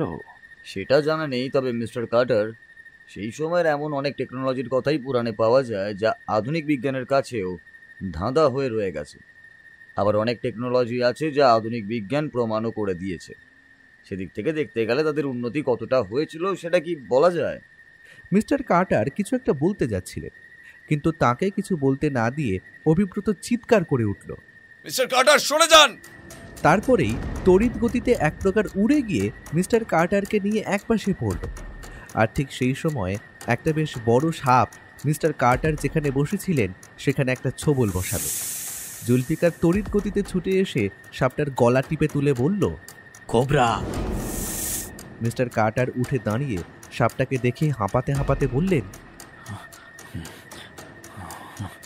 Thank you Abhibrata, thank you. তুমি না থাকলে এতক্ষণে। আরে এসব বলার কোনো মানে নেই। আমরা একসঙ্গে দল হয়ে এগোচ্ছি, একে অপরের সাহায্য করাই তো স্বাভাবিক। সাপটাকে মেরে তার মাথা কেটে আগুনে পুড়িয়ে দিল জুলফিকার। তারপরে অবশিষ্টাংশ মাটিতে পুঁতে বলল, আমাদের কিন্তু এবার থেকে আরো সাবধানে থাকতে হবে। জঙ্গলের যত ভিতরে আমরা যাব, সাপের উপদ্রব কিন্তু তত বাড়বে। বিভিন্ন কোবরা ছাড়াও বেশ কিছু বিষাক্ত সাপ তো আছেই, তাদের সাথে সুমাত্রান পাইথনও আছে। এছাড়া আছে সুমাত্রান টাইগার, ক্লাউডেড লেপার্ড আর হাতিও আছে। জলেও বিপদের অভাব নেই। সুমাত্রান ক্রোকোডাইলরা কিন্তু মানুষ মারায় কুখ্যাত। প্রত্যেকেই বুঝল এই জঙ্গল ধীরে ধীরে তার আসল রূপ দেখাতে শুরু করেছে। জঙ্গলের যত গভীরে ওরা ঢুকবে, বিপদ ততই বাড়বে। মৃত্যু যে কোনো দিক থেকে আসতে পারে, আর যখন তখন আক্রমণ করতে পারে। যাই হোক, ওরা আরও কিছুক্ষণ আলোচনা করে পরের দিনের পথ ঠিক করে রাতের খাবার খেয়ে যে যার তাঁবুতে ঢুকে গেল। কিন্তু অন্ধকার সর্বস্ব এই আদিম জঙ্গলের বাতাসে ভাসতে থাকা বিপদের গন্ধ যদি পেত, তাহলে বুঝত এই জঙ্গল ওদের জন্যে এমন এক প্রহারের ব্যবস্থা করছে যার ভয়াবহতার ধারণাও ওদের নেই।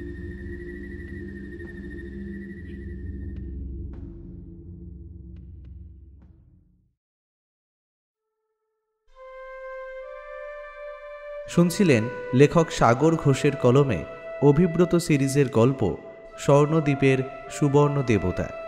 নির্দেশনা ও পরিচালনায় শব্দধারা প্রকাশনী। বিশেষ সহযোগিতায় প্রায়ণ গোস্বামী। শব্দ পরিকল্পনা, মিশ্রণ এবং আবহ সৃষ্টিতে ডিটিউন মিউজিক স্টুডিও। পোস্টার ডিজাইনে কভারম্যান অভিব্রত। কেমন লাগলো আজকের গল্পটি? ভালো লাগলে অবশ্যই আমাদের সাবস্ক্রাইব করে আমাদের সাথে থাকুন এবং লাইক ও কমেন্টের মাধ্যমে আপনার মতামত জানান। দেখা হবে নতুন কোনো গল্পে। ততক্ষণের জন্য শুভরাত্রি। ভালো থাকবেন এবং সকলকে ভালো রাখবেন।